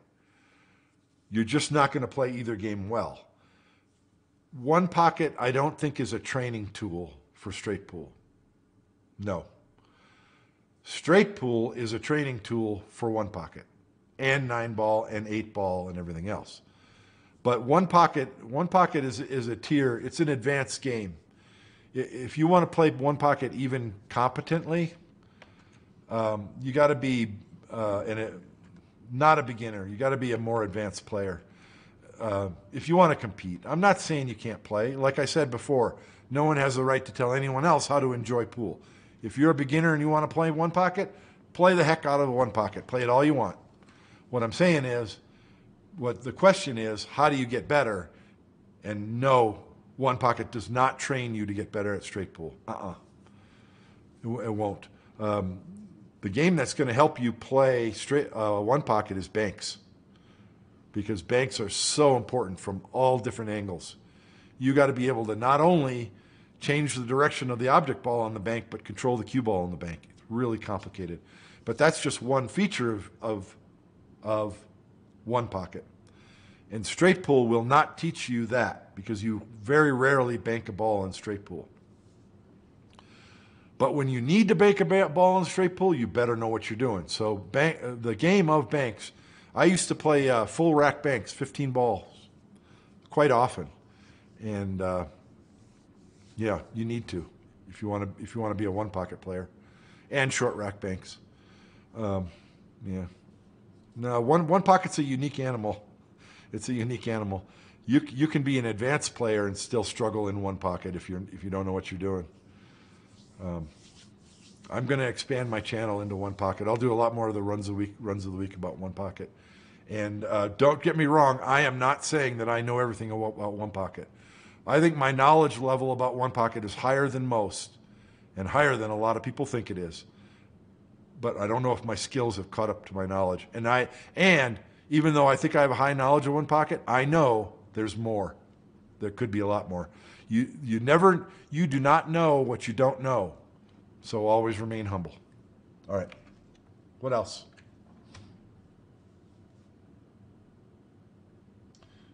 Yes, it does. I missed reading your comment. What did I miss? One of the other main reasons for staying down the shot is that your brain can learn. That's an extremely good point. Yeah, it is an extremely good point, Paul. I always talk about that. You have to have, I say, firm decisions. That means, where am I striking the cue ball? Where am I attempting to strike the object ball? If you don't have a firm decision of both of those, you cannot judge the shot. I see so many people, especially beginners, they'll shoot a ball and miss it, and they'll say, oh, I must have aimed wrong. No, it had nothing whatsoever to do with your aim. You didn't know where the cue ball was going to go. You jumped up on the shot, you twisted your arm on the follow-through, and your stance was wrong, and your vision center wasn't over the cue. It's almost never your aim. Almost never. But you have to have a firm decision in order to evaluate what happened. If you hit the cue ball where you intended, and you stroked your cue straight and stayed down on the shot, only then can you evaluate what might have been the cause of the miss. But if all those ingredients aren't working, you have no basis to evaluate what you did wrong. None. Okay. Little Chris is here. Hey, how you doing, man? You're late. Little Chris has a great YouTube channel. Go follow him if you're not. And he, of course, I get along great with him because he has become addicted to straight pool. And I know it's going to make him a better player and a better 9-ball player and 10-ball player. But we got to do some straight pool, Chris. We got to do some more. There's anyone trying to learn straight pool? How long ago was it, Chris? A year? 9 months? I don't know. I have no memory. But if you go to Little Chris's YouTube channel and search for me, search for Shortstop on Pool. I did a live stream with Chris a long time ago when he was learning, and I talked through the basics of straight pool, how to analyze a rack, how to look for patterns, open up clusters, develop an end pattern, and get on the break shot. And I think that was a really good session. And so if you're a beginner to straight pool, you can go back and watch that and learn a lot. What else? Only thing that helps playing better straight pool is playing straight pool. Yes and no. Straight pool can trap you. And it trapped me, and I see it all the time. You get a player who learns to play pool, and they develop their skills to a point. Some point beyond beginner. They can make some shots, right? They can make 4, 5, 6, 7, 8 balls in a row and draw the ball and play some position, right? They're developing their skills. They're becoming a good player. And they play straight pool. If you don't continue to develop your fundamentals, you will stall at straight pool. You'll be a 10 or 12 ball runner and you'll never get better. And I give lessons to people all the time. Bob, I've been playing straight pool and my high run is 24 and I just can't get past that point. It doesn't have anything to do with the 24. And sadly, it doesn't have anything to do with the straight pool. It's your fundamentals. You have to learn to stand better. You have to learn to visualize better. You have to learn to enter your shot better. You have to learn to align better. stroke smoother and straighter, and just everything to do with fundamentals. And those will support the increased knowledge that you want to gain in straight pool. But the increased knowledge in straight pool is not going to help you one hill of beans if you don't keep your fundamentals improving. And I say that to myself. I'm a high 600 Fargo, and my goal is to run 200 balls, and I'm not going to get there if I don't keep working on my fundamentals as well as my straight pool knowledge. Does that make sense? Hey, man.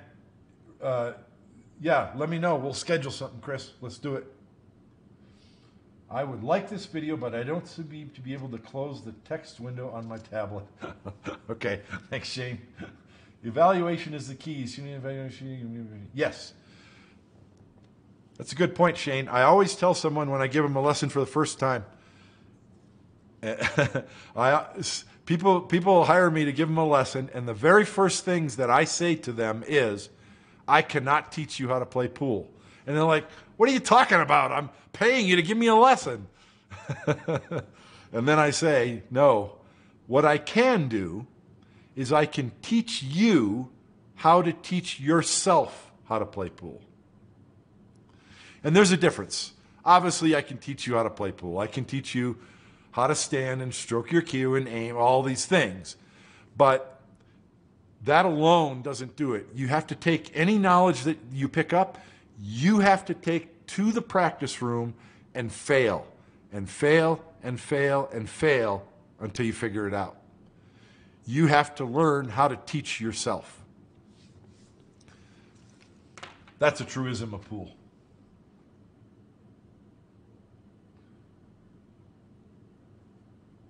Yeah, and I'm going to go over that some more. The why aiming system sucks video. I'm working on a video right now called The Perfect Angle, but it's going to be in the next step. I did the aiming system sucks, how to aim, and this is going to be the next step.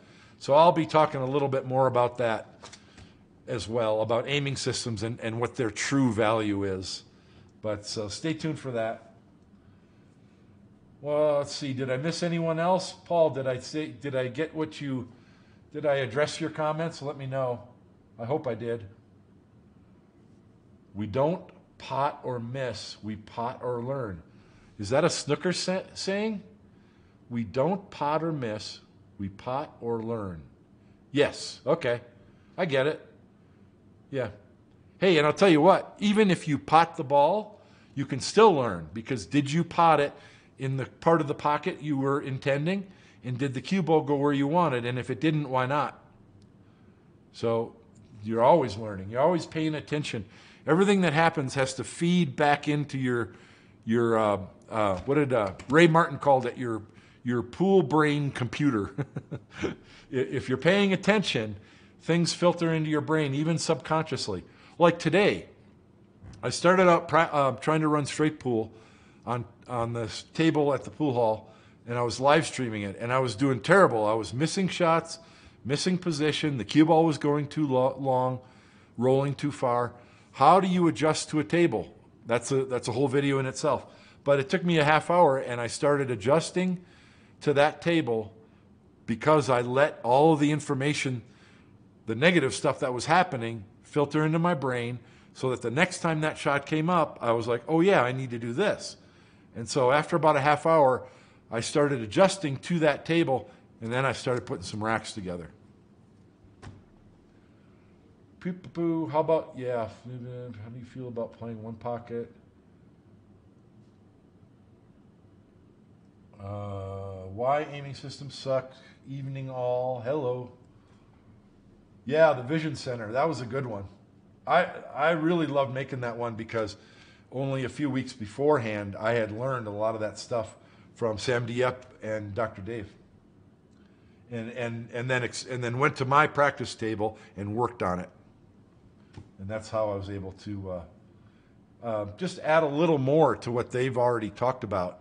I did some research into the science of the eye and stuff like that. 1, getting a run out, 2, running out. Okay. 3 running a 2, 3. Oh, you're talking about 9 ball or 10 ball. Yeah. I don't want to get into that. I have opinions on that because I have opinions on everything, but I don't want to get into that. Oh, you're asking what might be next. I'm going to give you the answer I always give. Play straight pool. Straight pool's the hardest game, man. I've seen players. I've played 9-ball players that I have a tough time beating or beat me playing 9-ball. They're running racks of 9-ball on me, right? And I'm like, hey man, you want to play some straight pool? Sure. I win playing straight pool.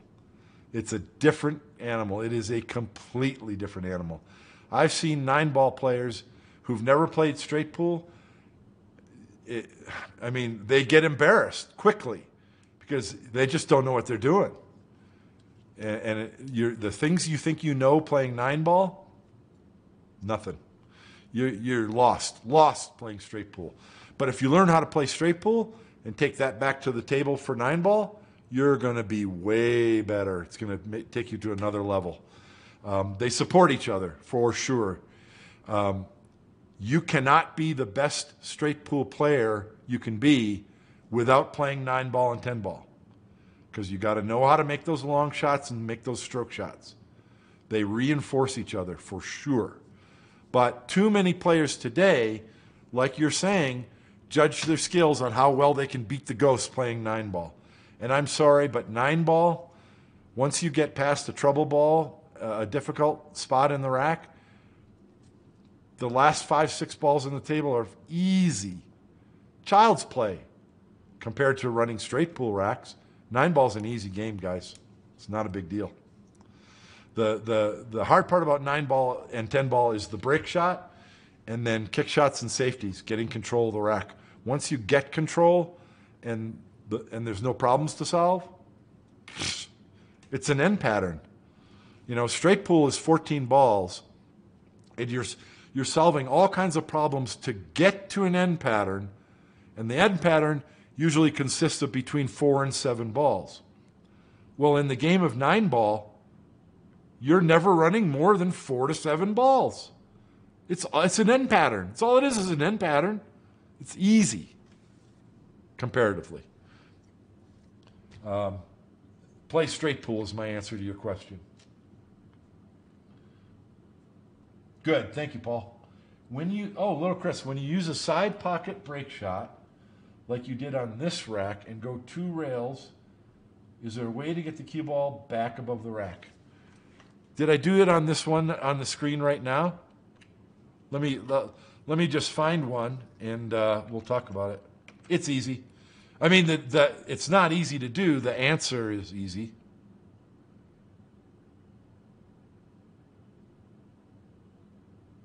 Oh, that's not the one. There was a couple I did earlier. Let's see if I can find one. This is one. This isn't the perfect example, but this is one where I can answer it. Chris is asking this. If you have a break shot in the side pocket, and the cue ball's here, for example, and so you're shooting the ball in the side pocket, and the cue ball goes 2 rails below the rack. And that's similar to what I'm doing here. I'm cutting the 5 ball and going to the bottom of the rack. Here's the short answer. If you hit the near side of the rack, you can scratch at the worst and stay below the rack and have no shot. Much easier. You need to hit the last 2 balls. So if you're coming from the side pocket shot, you want to judge those angles, knowing that you're going to have outside English. You've got to have a lot of outside English. So running English, in this case it would be left English. Because if I can clip those balls, my cue ball is going to go straight to the rail, and the left English can bring it back out here. And in this match, I shot 2 behind the rack break shots where that happened. And one time the cue ball went to the side rail, and it came back into the side of these balls and then came up to center table, and I had a selection of shots. So that's the answer. you got to come to the far side. And you got to practice it, because I've hit a lot of them where I'm trying to hit the far side and I go right around it and don't hit them at all. So it's tough. And it's tough for a couple of reasons. There's sometimes you'll have an object ball that's close to the side pocket, okay? Which means you're going to have a lot of control on exactly which part of the long rail you're hitting. But it's not that simple, because you can shoot this ball in the side pocket with a lot of top spin. And the top spin, let me erase my lines. If you have a ball here, the top spin is going to make the cue ball curve. Well, the rebound angle off this first rail depends on the direction of the cue ball at the end of this curve. So that might be the right angle to come into the far side of the rack. But that's hard to judge. So when I'm cutting a ball into the side pocket, I'm trying to not aim high on the cue ball so much, because you get too much curve, and if you have a lot of top spin when the cue ball comes off this rail, that can kind of make it flatten out and lengthen. You don't want that. You want to be able to play without having any curve in it. You want it straight lines. So I try to stay in the center of the cue ball. So I'm going to stay in the center of the cue ball here, and then my right English is going to make it go wide, and then the right English will bring it into the far side of the rack. Does that make sense? Does that answer your question?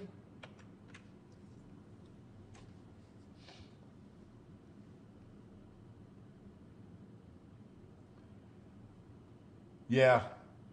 Yeah. Chris, I'll do this again. If the cue ball comes off the bottom rail at a sharp angle like this, then it'll spin up.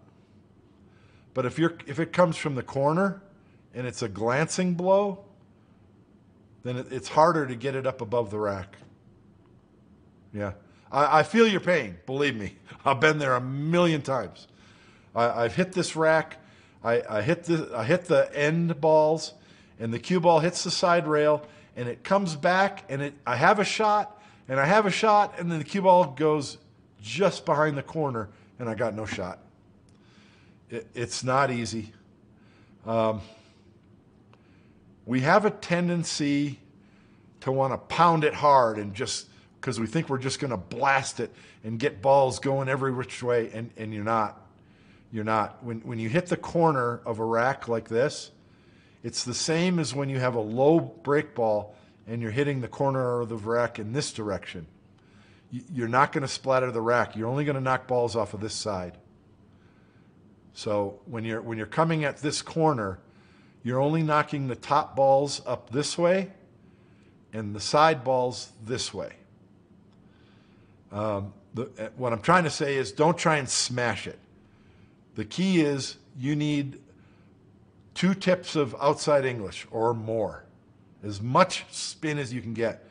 You're really trying to spin the bejesus out of it, so that when that cue ball hits this side rail, it still has some spin and it can come up. Even if it only comes up over here and doesn't come all the way up here, at least it's not coming back behind it. The other thing I would say, Chris, is on an 8-foot table, it's going to be harder, because the cue ball's got a shorter distance, and it's going to be more likely to get trapped under the rack, I think. Did I try a Keelwood shaft? No, but I'd like to. I use a Predator Vantage, which is a spliced maple with a hollow end for low deflection, and I love it a lot. It's stiff and low deflection. But I've heard lots of good things. I just don't have the money to try out another $300 shaft. I bet if I tried it, I would like it. I'm just now trying to learn adjusting to different tables. Let me make a note here. Break shots. Chris, I'm making a note. I'm going to schedule a live stream just for a half hour or so, and I will, for below the rack break shots, and I will do that. I'll do some on my home table. I'll do a few of them over and over, and we'll work it out.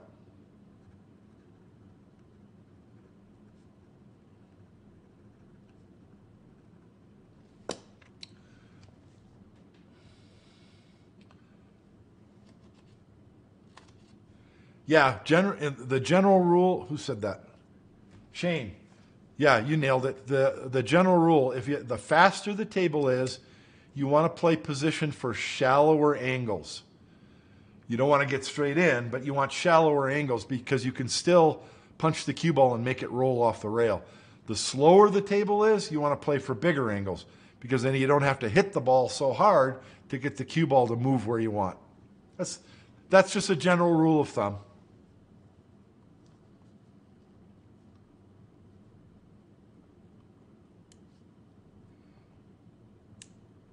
Yeah, straight pool. The one game that has the most in common with straight pool is 8-ball. In some cases, it's almost identical. When you break the balls and you plan out your run in 8-ball, it's almost identical to straight pool. You're getting on your trouble balls first, getting on short side position, leaving key balls and K2s for key balls to get the 8-ball. The 8-ball is like your break shot in 8-ball, in straight pool. Oh, they have a lot in common. I don't think a 9-ball player can beat a straight pool player. Yeah, it's a general rule. Yeah, it depends. If the 9-ball player doesn't play a lot of 8-ball, they'll be lost because they'll shoot the balls in the wrong order and they'll think, oh, I can just shoot this shot and draw the cue ball back. Well, they do it. They make the ball and draw it back and they're hooked. You got to play balls in the right pattern so that you're not having to pull off those big 9-ball type hero shots. Even 9-ball players, when they're playing, the top players, when they're playing 9-ball, yeah, they're shooting long shots, but they're always on the right side so that the cue ball is going where they need. They're only shooting those fancy shots when usually after a safety, and they have to in order to get the cue ball in line. Once the cue ball's in line, it's connect the dots. Tried traits pool could not best, yeah. Most players, even if they're an intermediate pool player and they're trying straight pool for the first time, you will not get through one full rack. You just won't. And that's not the best way to do it anyway. I'll give it again right now just so it's out there, but I've made videos on this before and I'll make more in the future. But if you want to learn to play straight pool, this is ironic. This is one of those ironies. If you're an intermediate player and you're taking up straight pool for the first time, the best way to learn to play straight pool is to stop playing straight pool. What do I mean by that? What I mean is, here's how you learn to play straight pool. Step 1, rack 15 balls, smash them wide open like an 8-ball break, and just clear the table. Any order, and don't play for a break shot. Just shoot them all in. Can you do it? I want you to think about this. Can you clear the table of 15 balls when they're broken wide open? If you can't, then why are you trying to open up a rack of 14 and open up clusters by the rules of straight pool? That's much harder. Stop trying to do that. Smash the rack open like a game of 8-ball. Don't scratch. Don't take ball in hand. Clear the table. Can you do it? When you get to the point when you can do it, now you need to do it 3 times in a row. In a row. That's 45 balls. That's a 45-ball run. Don't think that I'm giving you something remedial to do. It's not that easy. 45 balls in a row, each 3 racks in a row, each one broken wide open. That's 45 balls in a row without missing. I'm going to tell you something. If you're a beginner and intermediate player, if you can accomplish that, you have done something. That is not easy. And that's the first step. The second step is you need to run 45 balls in a row the same way, except before you shoot each shot in the rack, you have to call the next ball that you're going to shoot. Now you better play good position, because if you get out of line, you're done. Can you run 45 balls doing that? Because that's easier than running 45 balls by the rules of straight pool. So that's 2 steps. The third step is play equal offense. And you'll like equal offense because equal offense is straight pool. It's just a simpler version. You start with an open rack. Now you play position for a break ball, and then shoot the break ball, open the rack, and run just 5 more balls. So if you do that, you scored 20 points. Okay? So I gave you step 1, step 2. Step 3 is equal offense. You need to run 100 balls in 5 innings. That means you get 5 initial break shots where you open them wide, and from that wide open break shot, you need to run 20 points by the rules of straight pool. So you do that 5 times in a row, and you've done a 100-ball run. And that is easier than running 100 balls by the rules of straight pool. So I've given you 3 steps. Those are the 3 things you need to be able to do before you start trying to put together racks running strictly by the rules of straight pool. No one ever listens to me, though. Yeah, watch that video on Chris's channel. That's a good one. And Chris does live streams all the time, and he talks. He's got a scorekeeper program that tracks his statistics. So he'll talk about his performance, what he did good, what he did wrong, and looks at his stats. So it's a good channel. Play on an 8-foot, chipping away at the rack with secondary break shots. Yeah, sure.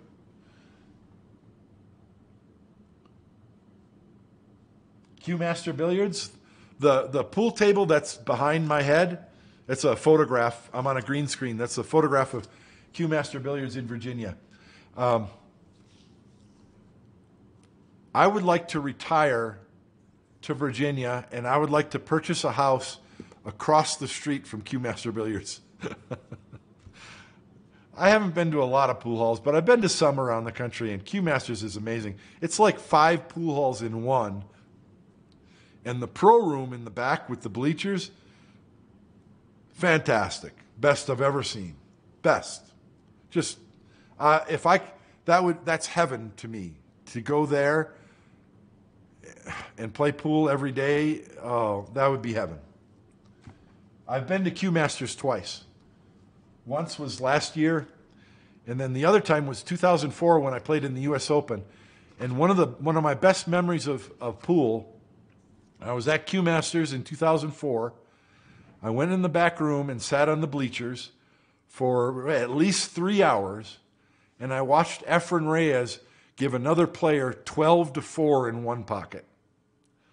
What a masterclass that was. Don't get me started.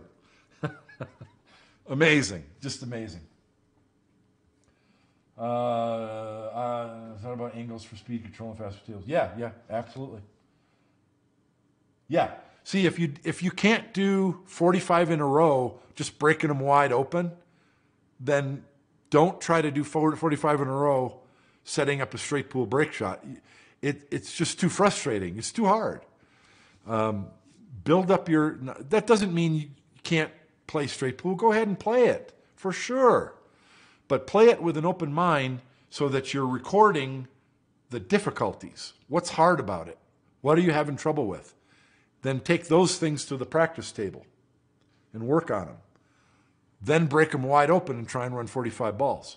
And work on it in increments like that. That's my advice. Hey, MHF 1979. Little Chris, I want to see you do the 3rd step on your next video. Hey, there's a challenge, Little Chris. Play. I should do it. I should do one. I should do a practice stream. Maybe I'll do that tomorrow. And play equal offense and see if I can do it. Can I run 100 balls? I haven't tried it in years. I guarantee you I'll be embarrassed. So I should probably do it. Cue Masters is your home room? Oh, man. Can I move in with you? 4 miles away? That's too far. You want to be able to walk across the street. No, 4 miles is a short drive. I bet it takes you 5 minutes. No, it would have to take you longer than that, wouldn't it? Or you'd be speeding. Yeah, sounds like heaven. Just started calling next ball in pocket. Yeah, Yeah, that's true. A lot of cue ball control sometimes. A lot of people don't realize that. Try that drill where you have to call the next shot. It makes you wake up. It makes you wake up to just how tough this game is.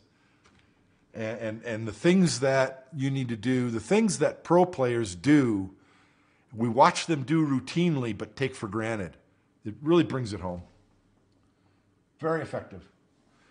All right, how are we doing? 2 hours? I told you I only wanted to do this for 1 hour. I've been online for, not quite 2 hours because 15 minutes was the prologue just waiting to go online. Are you guys done? Are there any more questions? Oh, 15 minutes to go 4 miles? Yeah. See, you need to move closer. See if they'll rent you a room in the basement. Do they have a basement? Let's see. What else did I want to talk about? I'm going to talk about one more thing and then I'm going to go because I got cotton mouth.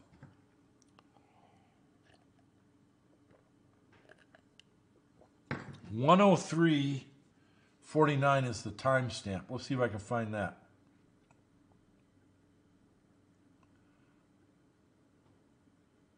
Okay, how did I get to this point?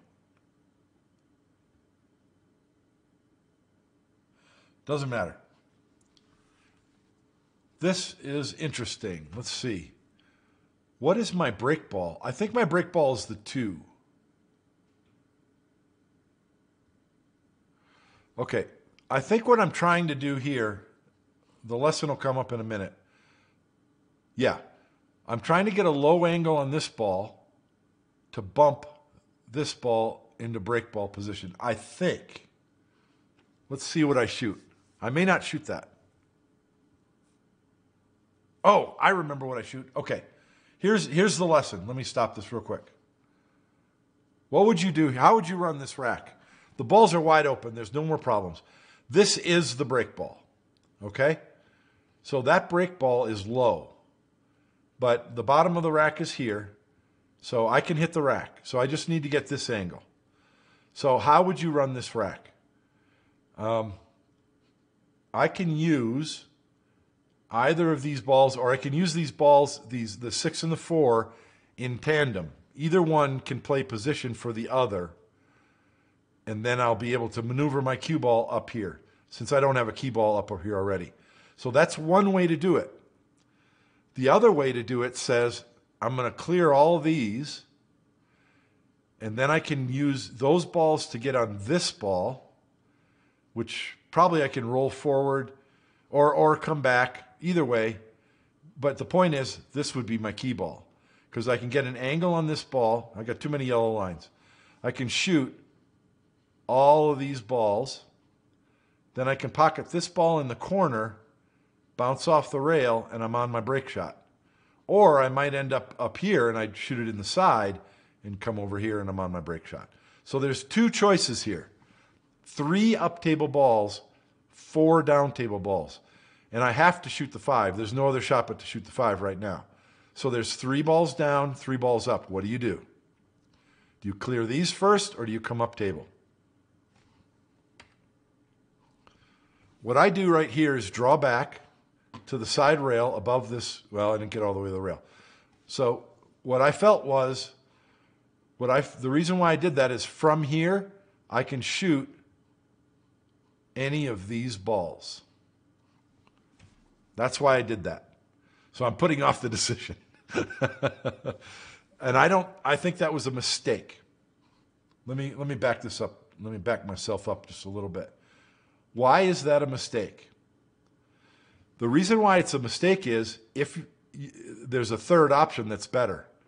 If I shoot the up table balls first, I want to keep this ball here, because this ball makes it easy to get on these 2 balls, to get on my break shot.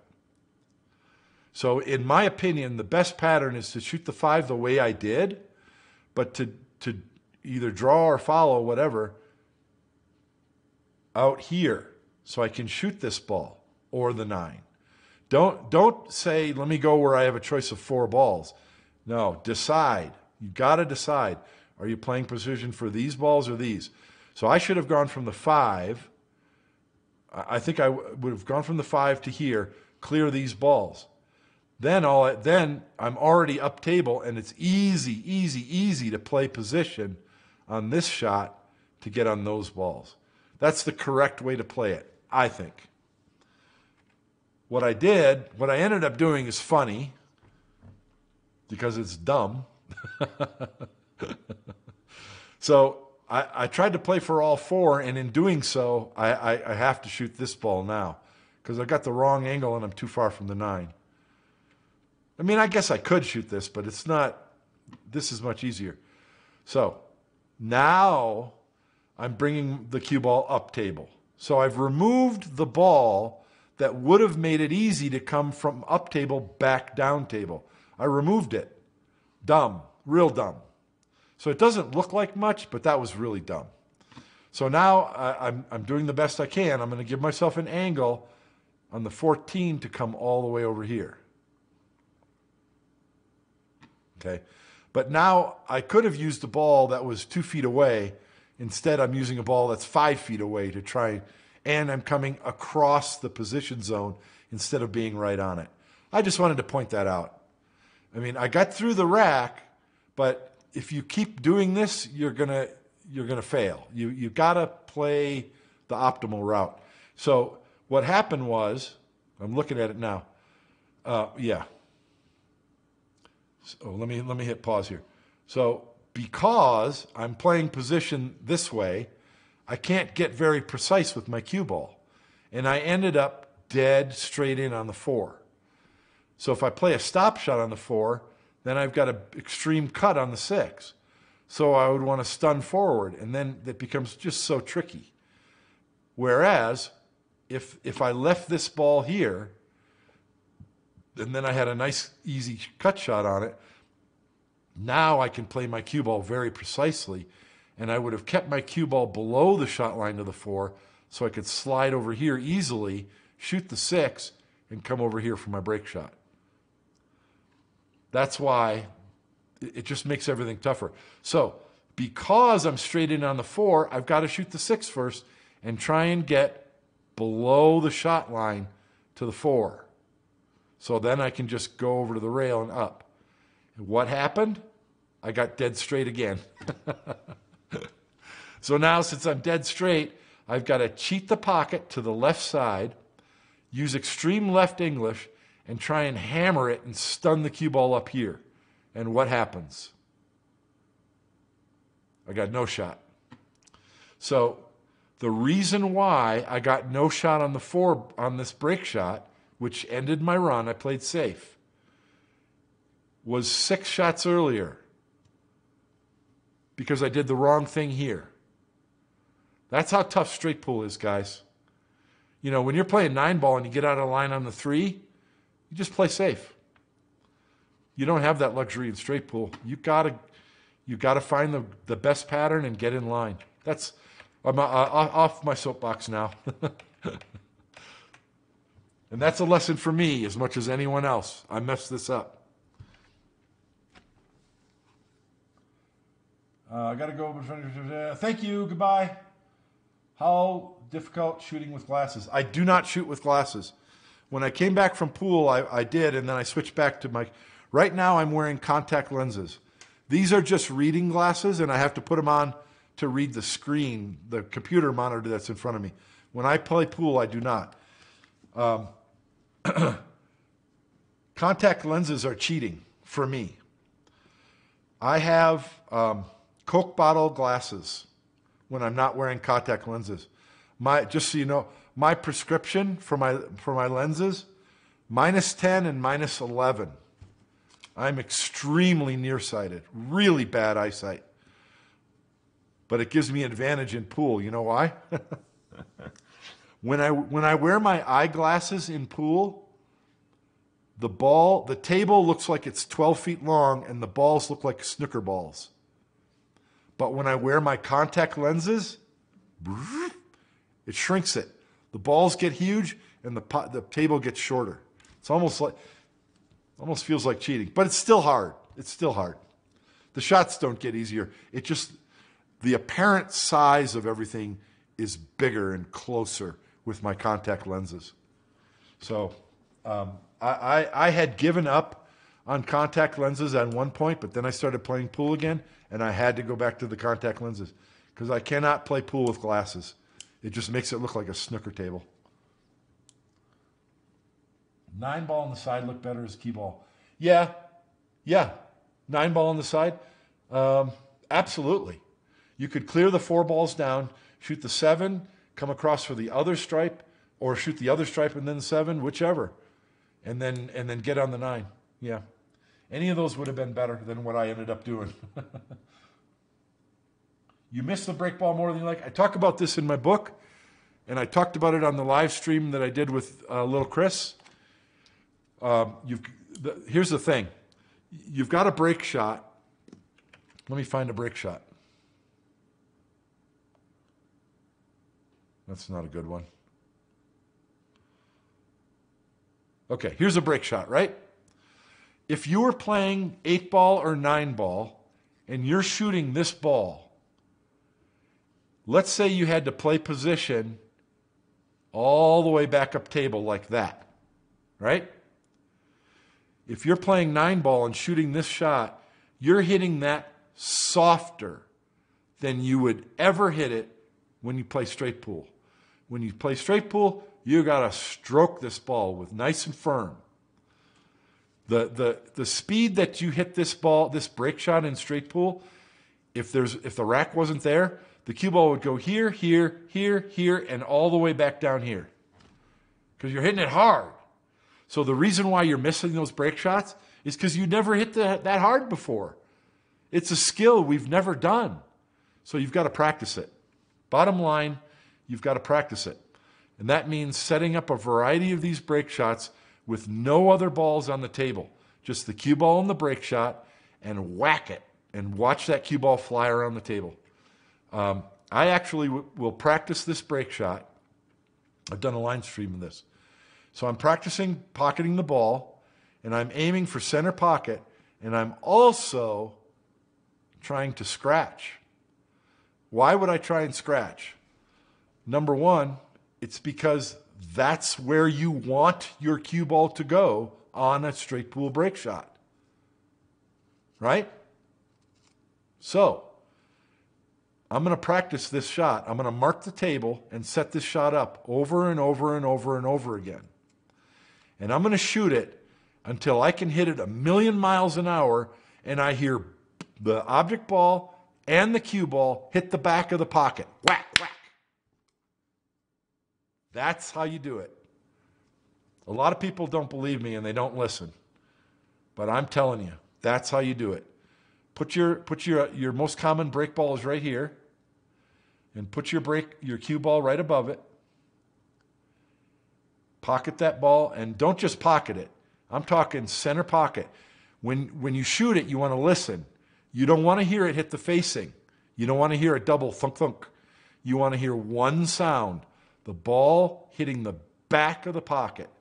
And you want to shoot this 1,000,000 miles an hour and make your cue ball hit the back of this pocket. Mentally, you're focusing on two things, object ball and cue ball. That's what you do on every single shot of pool for your entire pool career. Every shot. Where does the cue ball go? Where does the object ball go? So do that when you're practicing the break shot so that it's the same all the time. So you're giving yourself this goal. Object ball, cue ball, hit the back of the pocket. Whack, whack. With no other balls there. That's an hour-long practice session. I would do 3 different break shots, 20 minutes each. Practice them until you hear the sound and what it feels like, hitting that thing hard. Now, you're not necessarily going to hit it that hard during a game of straight pool. But you've got to train yourself to deliver that cue with that kind of authority. And that's what this does. You need to get over that fear of, oh, I hope I make this break shot. No. If you do this, you're going to train yourself to step up to that break shot and know that it's going to hit the back of the pocket. And that's what you need to do. Because when you start getting into the game, you're going to be exercising more control over the cue ball. And you're not necessarily going to be whacking it full power every time. You're going to be doing a lot of different things on different shots. But you can't learn those things until you're 100% confident that the ball's in the pocket. So that's my advice on how to get confident on making the break shot. Oh, Howard, thank you for pointing that out. You're absolutely right. I could have done that. I could have stopped the cue ball in the rack and taken ball in hand.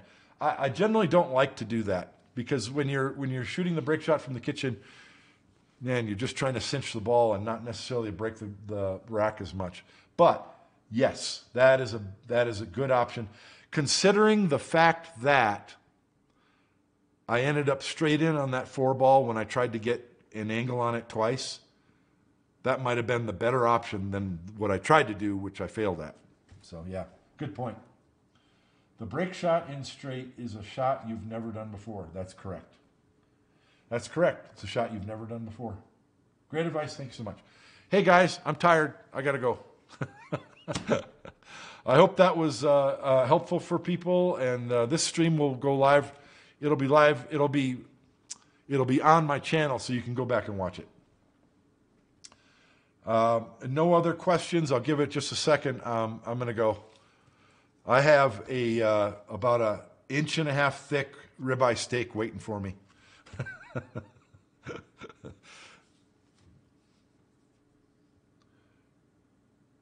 Howard, I hope that helps you. Practice it and do not ever get discouraged. It took me a long time. It goes in waves. Your improvement never goes in a straight line up. You'll improve and then dip down and then improve a little more and dip down. As long as the peak of each wave is higher than the last peak, just keep working it. Because you'll do this practice drill and you'll learn some things and you'll improve. But then you'll get a little bit worse, and then you'll go back to the practice drill and you'll work on it some more and you'll learn something else and you'll get even better at those break shots. So don't ever think that you're going to practice it and be done. You always keep working in it, and it keep improving in waves. Okay. Thank you, Little Chris, MHF, Howard, Paul, everybody. I know I didn't have a lot of viewers, but I thought this was fantastic. I love the interaction from you guys. I really appreciate it. Thank you for watching. Subscribe, like, check out my Patreon, hit the join button on my YouTube, and we'll do it again next week. See ya. Good night.